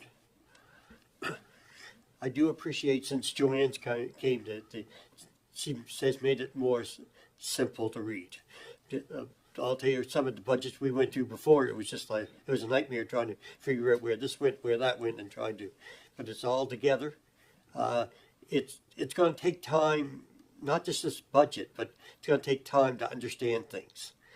If you can understand where the money's going, is the big thing. And the first budget coming around is going to be what the region has to do. Mm-hmm. And it's going to be hard to change that because this is what they have to do. That core work that's yeah. really not discretionable. That's right. So it's understanding it, but it's not a lot of debate there because it's what the region has to do, what they have to put the money out to. So when we come to the, because we've done things kind of backwards before, because then you're going to get a tax rate, and then we see, can we add to it, or where are we comfortable with this? Because what can end up being is that all of a sudden it comes at the end and you say, wow, we need things like for instance, I'd love to be able to look at something, just look at this safety and accessibility to make sure we're covered under that before we start going into other things, because there's some things that need to be done. So if once we can start bringing things off into sections, then I think it becomes you don't want to get to the end and say, wow, if we put this budget out like this, it's going to go up 10 cents. So, and all of a sudden we say, wow, well, we got other things we need to do. So I think it's like prioritizing, saying like, yeah, I'd like to have a new building put out back here. But, well, that'd be great, but maybe we need some walkways built or something, or railings built or something that's more important on that stage than the building. We can leave vehicles outside or something. So I think you're going in the right direction, Joanne. And I you can lengthen out a bit, but we're never going to fully understand. No. If you go to fully understand, we're going to be here for 3 months. It's not going to happen. But as long as you can understand where the money is going, Yeah. I think that's the big thing. No, I appreciate that perspective, Councillor Fancy, and I think this, to Deputy Mayor Charlton's point, the importance of alignment with the strategic priorities work. They should help to direct us with respect to all these things are important, but we need to pick and choose what priorities to work on. And I think remembering too that it's sort of year one, and then what could happen year two. But for the purpose of today, I think that I'll look to. Sorry, did you want to weigh in there? Yeah, I think, thank you, all of you. I will go back. I will do some massaging. I will send it back out. I heard you. I heard what you said, so I don't think we need to bring it back up in council. I want to speak to what Councillor Romero said about public engagement. I agree. We haven't done it in the past. We tried it 2 years ago. It didn't, we were behind and things happened anyway. I've been looking at what other municipal units are doing, and I'm going to use those as a benchmark going forward for next year. We're going to start this process right after Christmas. Now that I've got a manager of finance to help me again, we're going to start getting our ducks in a row a lot sooner, so that we're not going to be having this conversation in March. We're going to be having this conversation probably at the beginning of February, so that council has time. Now that you've been here a year, you've had your first crack at the budget. I will be asking you all for feedback after this budget is done, so that we as staff can do better the following year. So this year's really about learning. Me learning how you work, and you learning how to tell me how you want me to work, right? So I will take this, I will go back, I will massage it, I will talk to CAO McDougall, and we'll come back out and send it out for all of your review, if that's okay. That's great. Thanks very much, Director Bino. Your point is well taken, and it's the same with the strategic priority work and the strategic planning too. Is that's the first meaningful step forward in articulating what we, the elected officials, think should be the strategic priorities. We're also going to be committed to further engagement that is intended to be a living document, and the intent is to do more broad-based consultation and engagement with our residents. And so I think that's really the point is well taken there. That we want to get this. I mean, we want to get it. We want this to reflect the priorities of council now and the realities of our community. But that this is going to be an opportunity to learn, an opportunity to build capacity. We're going to be better positioned next go around next year to pass a budget that is better supported, more deliberate, better aligned to the strategic vision that we have. And so we won't get it exactly right. It's going to be a meaningful first step forward. So I appreciate that. I'll pass it over to recognize you, Deputy Mayor Charlton. Thank you. recognizing that beyond April 1st, we don't have set dates for budget. I'm just wondering if it would be appropriate for us to now direct staff to proceed with the April 1st special council meeting for budget, so that we have an opportunity to advertise that for members of the public. Because if we're not doing that until March 25th, it really doesn't allow for a lot of time for public to understand that there is a meeting. And on that note, I would be happy to make that motion to direct staff to proceed with a special council meeting on April the 1st for budget. Okay. I'm just gonna. Okay, that sounds good. Second to the motion. Councillor Fancy has seconded the motion. All those. Any further discussion or debate on that motion? And so the motion is to receive the package on March 27th and to have that April 1st special council meeting and to notify the public of that special council meeting. I agree. That is going to be an important thing to do. All those in favor? And just a procedural thing, could I look for a motion that council receive the report titled Request for Direction, Budget Process for Information? Moved by Councillor Jenkins. A second. Seconded by Councillor Carver. All those in favor? Any further discussion or debate on the budget deliberation process? Okay, I appreciate the conversation today. I appreciate your preparation of the report, Joanne. And I guess you're on tap for the next one here too. The next item of business is 10.3 on area rate requests. Want to provide just a summary of your report, please? Thank you. 2 applications for renewal of area rate were received, one from the Brooklyn Cemetery Association for 1.5 cents and one from the Brooklyn Recreation Association for 4 cents. Exact funding from these rates will be determined once the budget has been prepared. However, funding is estimated to be slightly higher than last year as the assessment roll overall has risen. Both organizations have a year-end date of December 31st, 2024. Applications have been reviewed by finance staff and both applicants have met the requirements for renewal. Both applicants included financials to December 31st, 2024, so no forecast to the end of the calendar year were required. Staff have attached financial information and other relevant information for council's information. So if you remember last year, we overhauled this entire policy to make the financial reporting tiered and easier to understand. So we had financial reporting requirements for those organizations that had a March 31st year end like we do. And then we had requirements put in place for a December 31st year end like these 2 associations do. So that's why it's noted that both organizations have the year end of December 31st, 2024. I did include some of their financials, some of their reports for from their meetings. If any of you wanted to review them, they were included.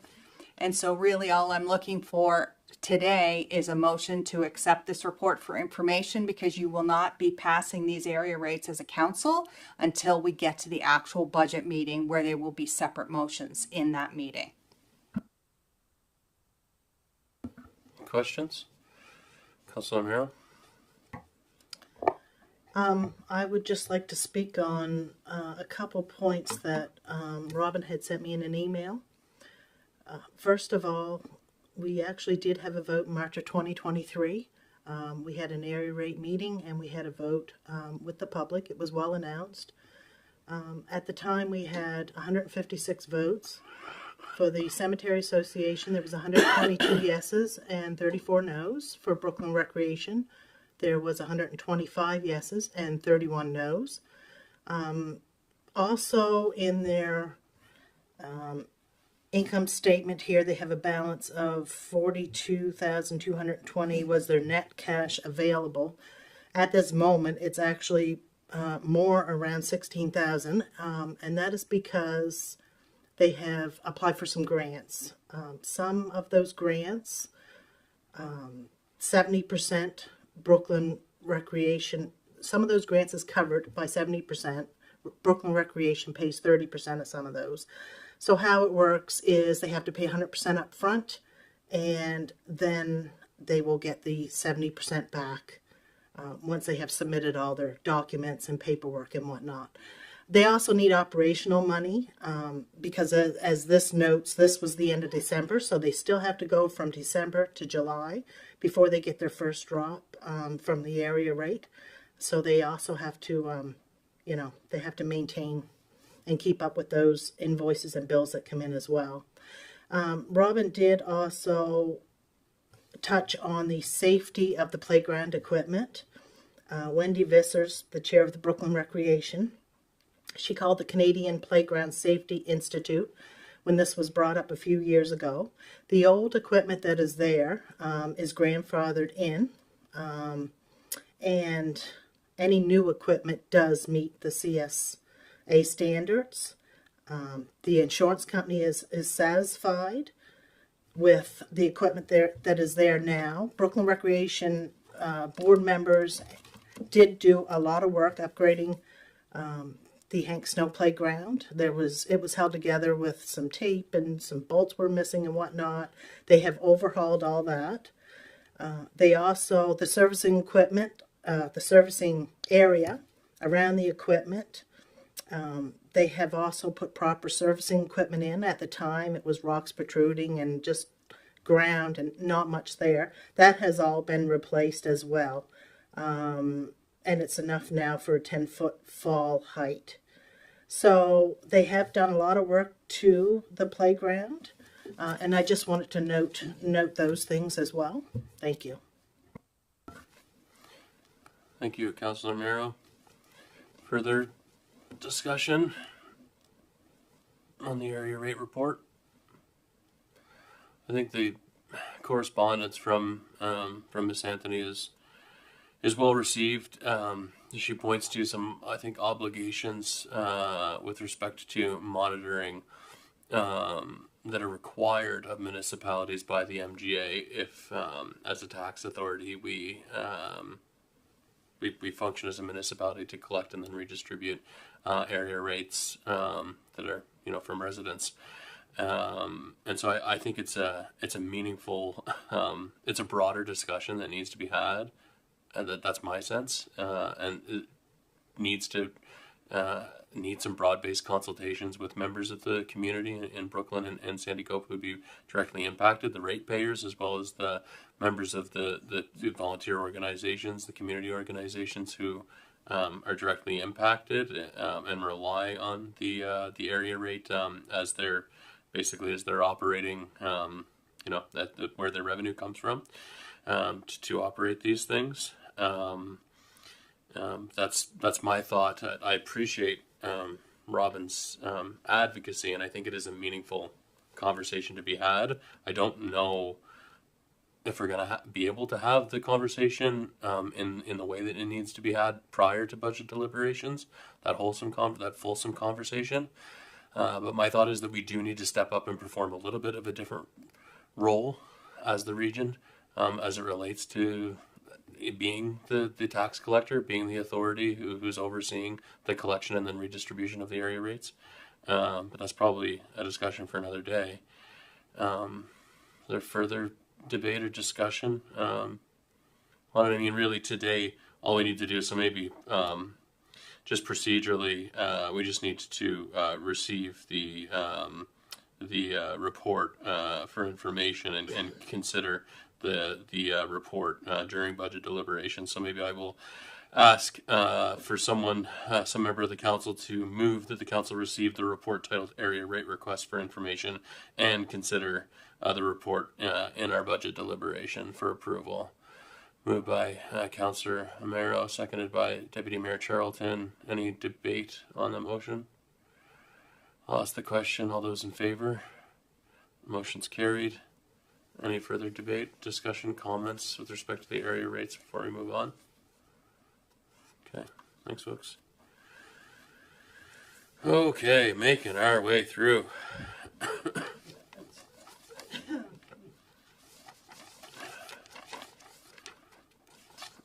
Joanne, I guess you're up again. 10.4 is the third quarter financial report. It is indeed.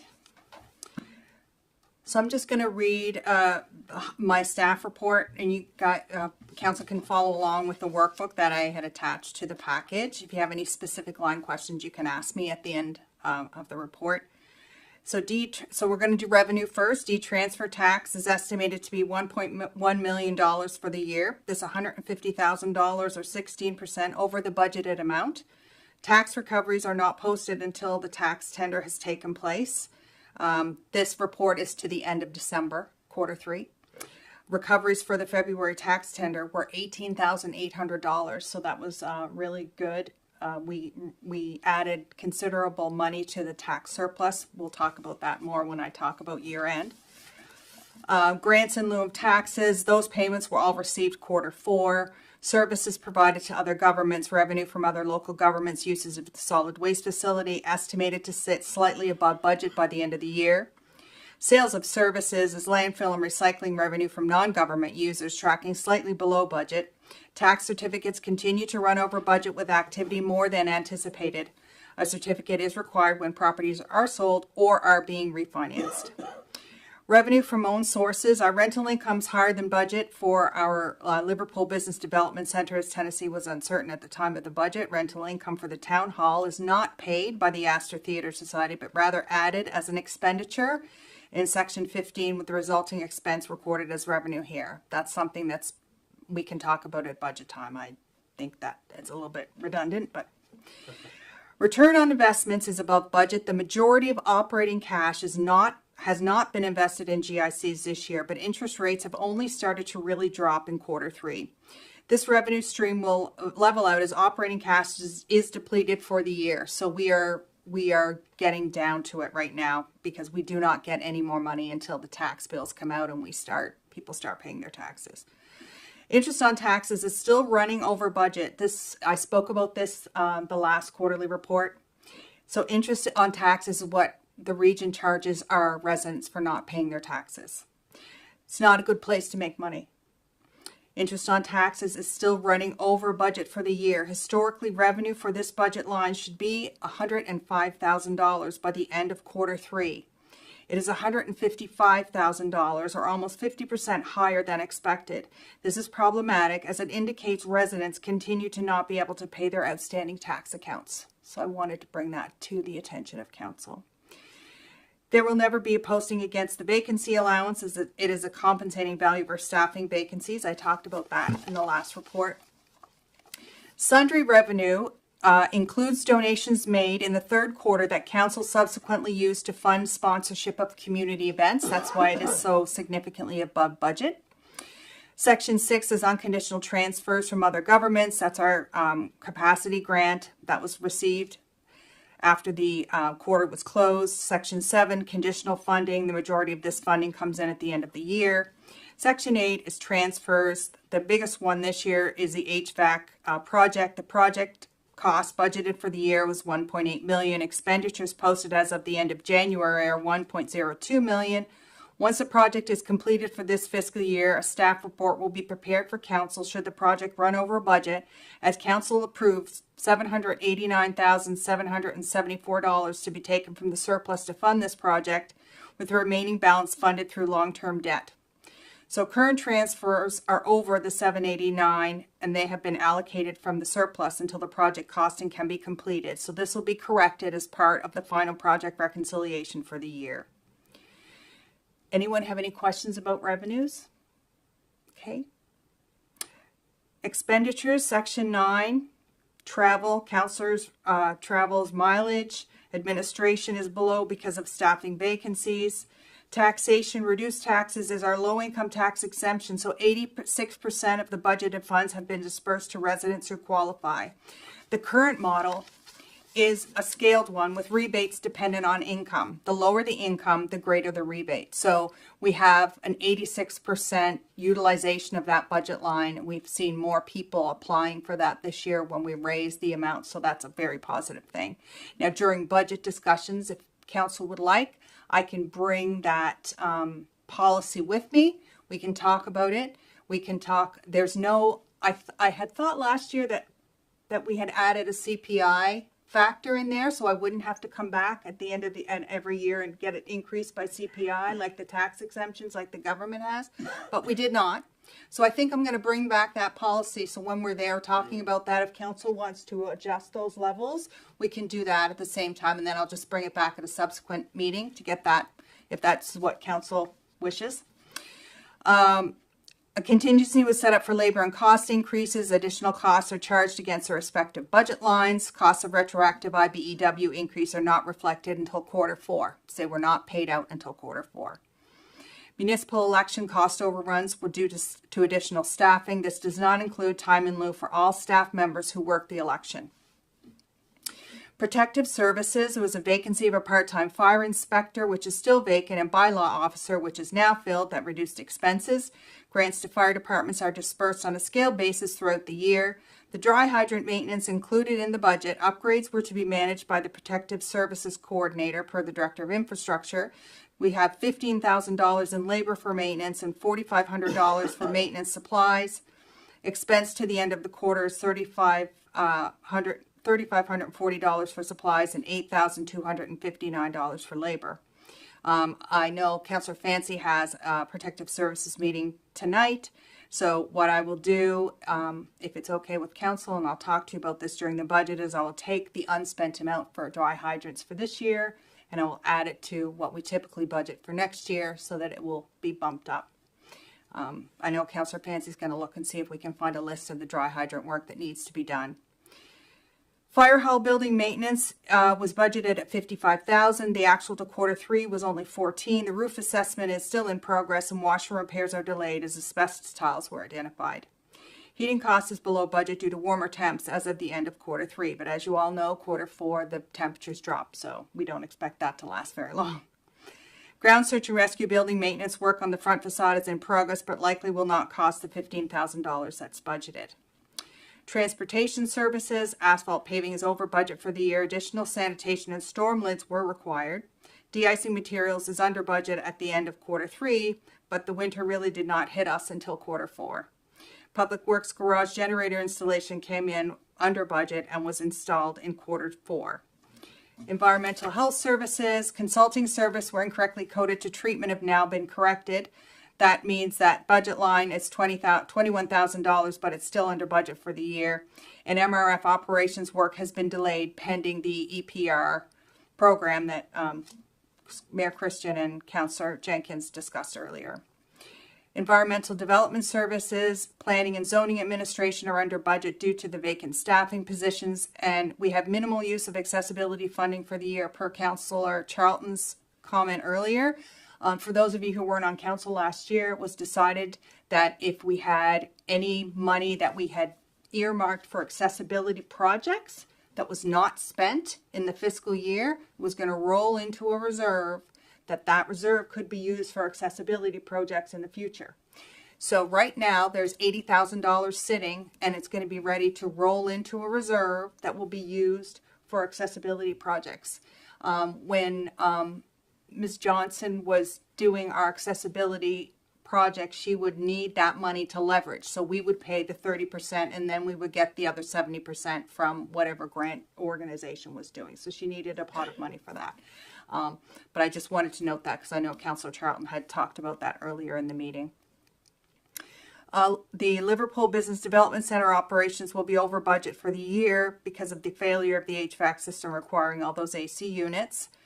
And recreation and cultural services, the splashback costs were posted to playground maintenance. So this line is still under budget for the year. Park facilities and maintenance included funding for the Pine Grove Spillway, which is now external. Some equipment has been ordered for spring, but expect to be under budget for the year. Town Hall Astor included sprinkler repairs that have not taken place and addition of a canopy that is in progress. The Blacksmith Museum did not require the significant work on the foundation that was budgeted for. I don't know, Councillor Fancy, if you remembered that last year during budget. It was like there was some issues with the foundation identified, so we budgeted a significant amount of money to address those issues, but Director Grant said they weren't necessary, so we have saved money on that line.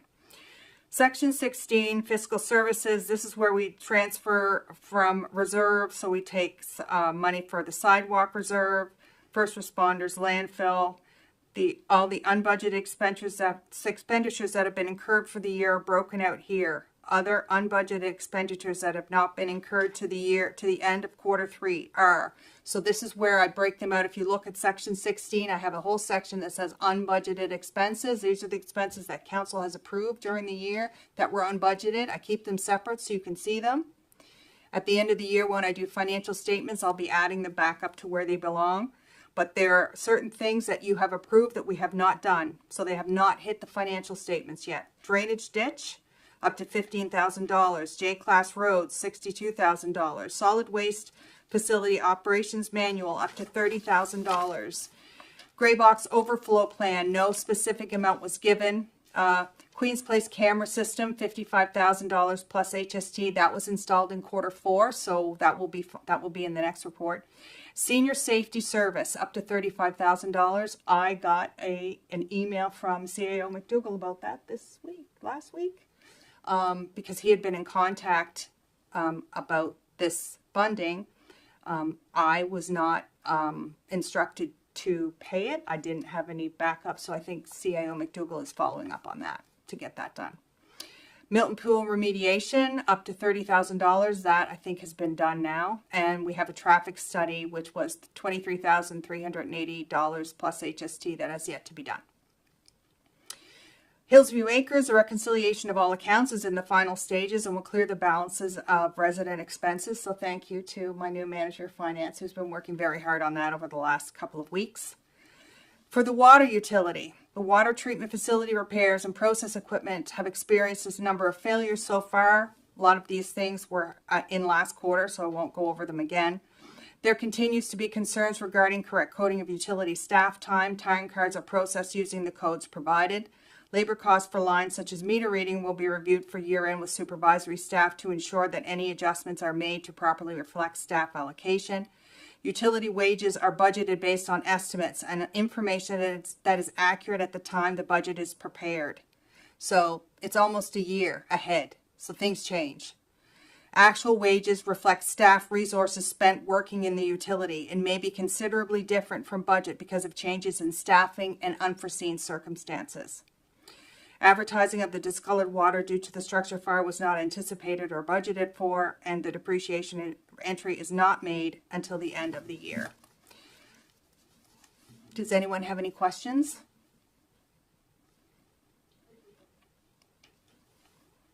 Again, if any of you ever have any questions about the financial reports as a whole or in part, please come see me. We can do a virtual, we can do a sit down, whatever. My job is to support you and what you need, and so please feel free. Thank you very much for your thorough report there, Director Vino. Can I just look for a motion that the Council of the Region of Queens receive the report titled 2024-25 Q3 Financial Update for information?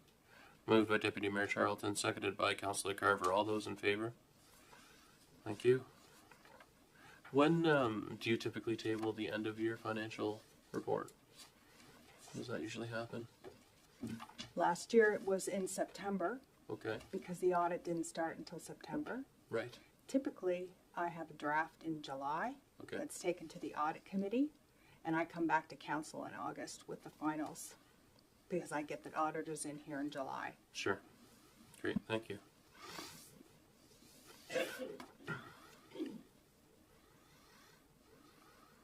Okay, that concludes all of our new business. I don't have a mayor's report prepared for today.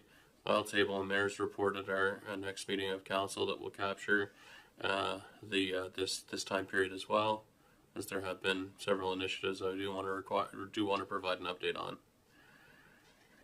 But I will move forward to business from members of council. So 12.1, Councillor Fancy, you want to go ahead with that? Yes, I'm just trying to look for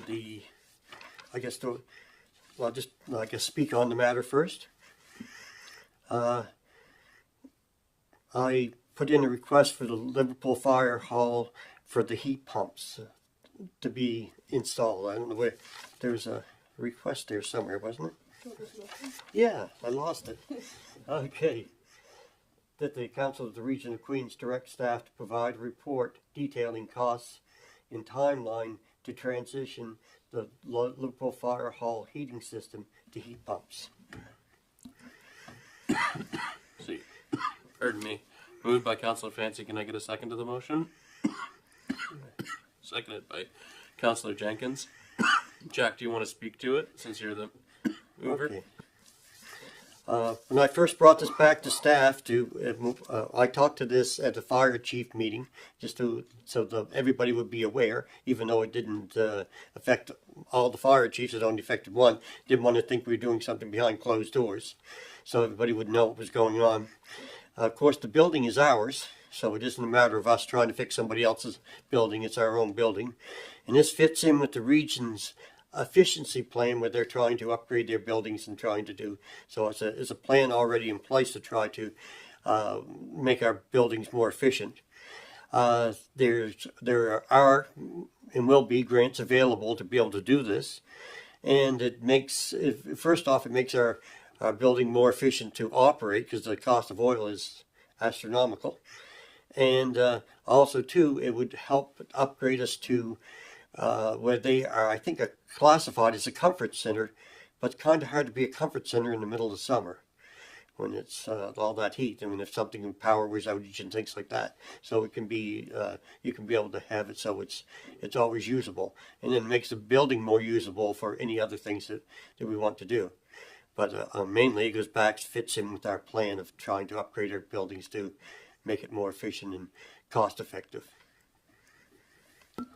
So I think with respect to the cost effectiveness, perhaps it'd be appropriate to amend the motion to include that, because I see that the original motion is a report detailing costs and timeline to transition. I think what will also be important to have is some understanding of the baseline energy costs associated with the heating of the hall at present, so we have an understanding about what potential there could be in reduction of energy costs also associated with the installation of heat pumps. So perhaps I could ask that someone move for an amendment. We could say direct staff to provide a report detailing current energy costs and costs and timeline. So just adding the language current energy costs. Would there be support for that amendment to the language? Someone move. Councillor Carver has moved that amendment. Is there a second to the amendment? Deputy Mayor Charlton, any discussion or debate on the amendment? All those in favor of the amendment? Okay, now back to the original motion that's on the floor. Any further discussion or debate with respect to our council directing staff to provide a report to help us understand what we'd be getting ourselves into if we do want to explore investing in heat pumps for the Liverpool Fire Hall? Any further debate or discussion on it? Okay, I'll ask the question. All those in favor? Carried. Thank you. Councillor Jenkins, you wanted to bring forward a piece of business with respect to the South Shore Flying Club request? Last year, the South Shore Flying Club requested that their $4,000 rent fee gets waived for the year. It was turned over to wait until we had some financial information from them and to compare what else is going on at the airport. The South Shore Flying Club does not have the way to raise funds to maintain what they're trying to do. In the past, they've put a brand new roof on the region's building there at their expense. They've changed out the heating system, removed the oil tank that was old, and put in a heat pump. They've replaced some windows and whatnot, and they have other plans that they want to do. The Flying Club is also the maintainers of the airport. They do make sure the runway's adequate, clean and whatnot. They are the ones that manage the fuel system, as well as they have installed, or they pay themselves for the cost of the internet and phone use so that they can carry on some fuel sales. Last year, that cost was paid for by a member of the Flying Club, but that can't keep happening. They've withdrawn that.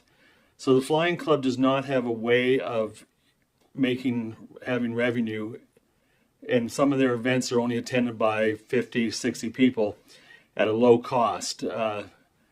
They do not have a way to maintain what they're doing. Therefore, they're asking for the forgiveness of the $4,000 rent. They also provide a substantial service because they do keep an eye on the airport. They clean it, they maintain it so that it can be used. So I'm putting forward a motion that the Region of Queens Municipality Council approve the forgiveness of the rent fee to the South Shore Flying Club in the amount of $4,000 due to financial limits the club is experiencing. So moved by Councillor Jenkins. Is there a second to the motion? Seconded by Councillor Carver. Councillor Jenkins, do you want to speak to it further as the mover of the motion? I don't think there's much more to say. The problem is that they're limited revenue stream. Unlike other users of the airport, they don't have 500 or 1,000 people coming to watch an event that pay money. It's a club. It's a small club with limited revenues. That's all I have to say. I appreciate your leadership and attentiveness to it. I know that you've met with the members of the Flying Club as in addition to attending the AGM for the drag racers, which is the other long-standing tenant and user of the airport infrastructure. So I appreciate your attention and attentiveness with respect to it, and I certainly would rely on your judgment with respect to what you think is the appropriate way forward here. But I'll open it up to the rest of the council for any further debate or discussion. Is there a member of council? Yeah, please jump in there, Jenkins. One thing I had advised the Flying Club to do was apply for a grant under the community fund, which they did. But in my lack of experience and just being a new councillor, I didn't realize that from the time that they applied, that it takes several months to get an answer. And that's the reason why this ask is coming back, is because they need to know moving forward what money they have to work with or they don't have to work with. And they understand that if the region grants this waiver of rent, that their application for community funds would be reduced or removed. Thank you. Deputy Mayor Charlton. Thank you. Just looking for clarification. Were they suggested to apply to the Community Investment Fund, our Community Investment Fund? Okay. And maybe Director Vino is, I should direct this to her, but are they eligible under the Community Investment Fund? I'm just not super familiar with the airport in that. I'm also not familiar. Like, I don't manage that fund, so I can't really speak to that. Sorry. No, I did speak to Steve. I think, and Councillor Jenkins spoke to Steve about it too. And I think it's a timeliness component that we thought it would be tidier if they went through the Community Investment Fund as opposed to us waiving the agreed upon fee, that it would be tidier. But my understanding in the last conversation I had with Councillor Jenkins is it was a timeliness thing, though, in terms of they can't wait around for us for the grant administrator to make a determination with respect to those funds to offset the ongoing operating costs of the club. That's exactly how it is. Last year, their money reserves were reduced by approximately $3,000, and that's money that comes from donations. Those donations, some of them are drying up, so they need to plan their fiscal management of the airport, and they can't wait to decide if they're going to get or find out if they're going to get any of the community funds. Councillor Fancy? So we're looking at this year of the $4,000, but maybe next year they would have the community investment fund. Is this what you're trying to say? That this wouldn't be like an ongoing? Is this they're asking for it this year because they're short this year? I think this is an ask that would have to be brought back to council year after year if it happens again. But this year they need to know financially how they're going to be doing. And just to be clear, and this is the motion that's before council right now is to waive the rent for last year, which we've not yet been paid. Is that right? I believe. It's for this year? Oh, pardon me. So that I was incorrect in stating that. It wasn't for last year. Are they in good standing with us? Do we know? Well, they usually pay it in Okay. They're okay Okay. for the next So 2 weeks. okay. So it'd be for this year. Councilor Miro? So I believe we were sent their financial information, but I don't recall it. Would you have that in front of you, Councilor Jenkins?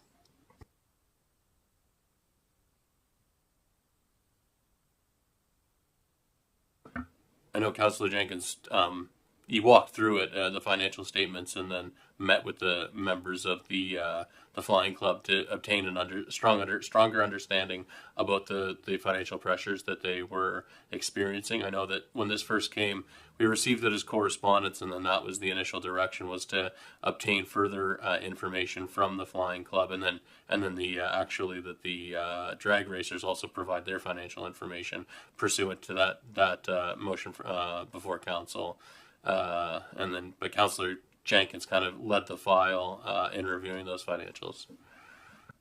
In my ignorance, I thought that when I received the information that it was sent to the powers that be in the region, so that there would be a copy with them. I didn't realize that I was the only one who received that. On another note, I encouraged the NSDRA to apply under the community fund for some of their programs, and they returned an email saying that they had plenty of funds that they did not need to apply under that program. So one group is doing well, one group is not. I received a copy of the financial statements via email as well. It can certainly be circulated. In summary, though, they did demonstrate financial need. They demonstrated financial loss. That's for certain. Yeah, Deputy Mayor Charlton. Thank you. I'm certainly not opposed to the $4,000 fee being waived for this year, but to Councillor Miro's point, typically when we make these decisions in the past, with a motion like Councillor Jenkins had put forward, we would have that part of a package so that everyone was understanding and that information was available to the public as well as part of the agenda package. And so I'm just wondering if this would be something that could come forward on the March 25th, I think it's the 25th, our next council meeting, so that it is an entire package with the motion that Councillor Jenkins has put forward. And I'm wondering if that's problematic for the group. Thank you.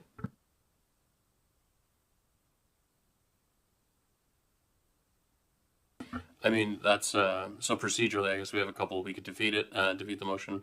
We could debate it further. We could table it for the next council meeting and provide the council with the financial statements. Is there anything else that the council would require to feel more comfortable in making a substantive motion or voting on the present motion, or is it basically sharing of the financial statements that were provided by and that would be for last fiscal? By the Flying Club. Does that sound right? Yeah. I would say so. I think for transparency purposes, it should be a part of our agenda package where we're moving a motion to waive funds.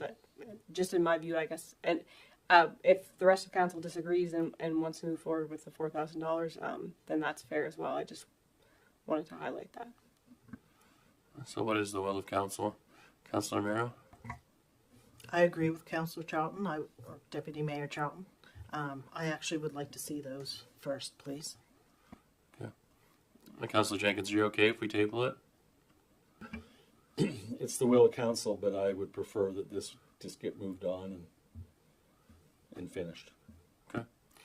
Well, I can call for the vote, or we can table it. One or the other. I think it risks being defeated if we call the motion. Yeah. Okay. So let's table it for our next meeting. And apologies that I probably would have caught that if I was operating at a little higher capacity. Okay. So we will table that motion, Madam Secretary. Okay. Any other business for members of council? That's all I have on the agenda. We have no items for closed session at this time. Therefore, I will...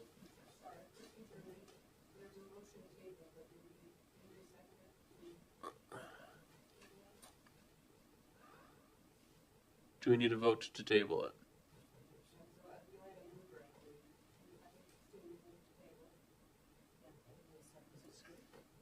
Or I believe you moved to table, really? Okay, well, yeah, sorry. Yeah, do we need... Sorry, I'm not at my best. Okay, so I'm going to say that, but there was an active motion on the floor, right? It was seconded, the substantive motion. Yes. Yeah, okay. Okay, and so I'm going to say for the record that Deputy Mayor Charlton moved to table the motion. Is there a second? Councilor Romero, does it require a vote? Take a vote in any case. All those in favor of tabling the motion? Okay, carried. Thanks. There are no closed session items. I'm going to ask for the meeting to be adjourned. Can I call for a motion to adjournment? Moved by Councilor Romero, seconded by Councilor Carver. And the adjournment does not require a vote.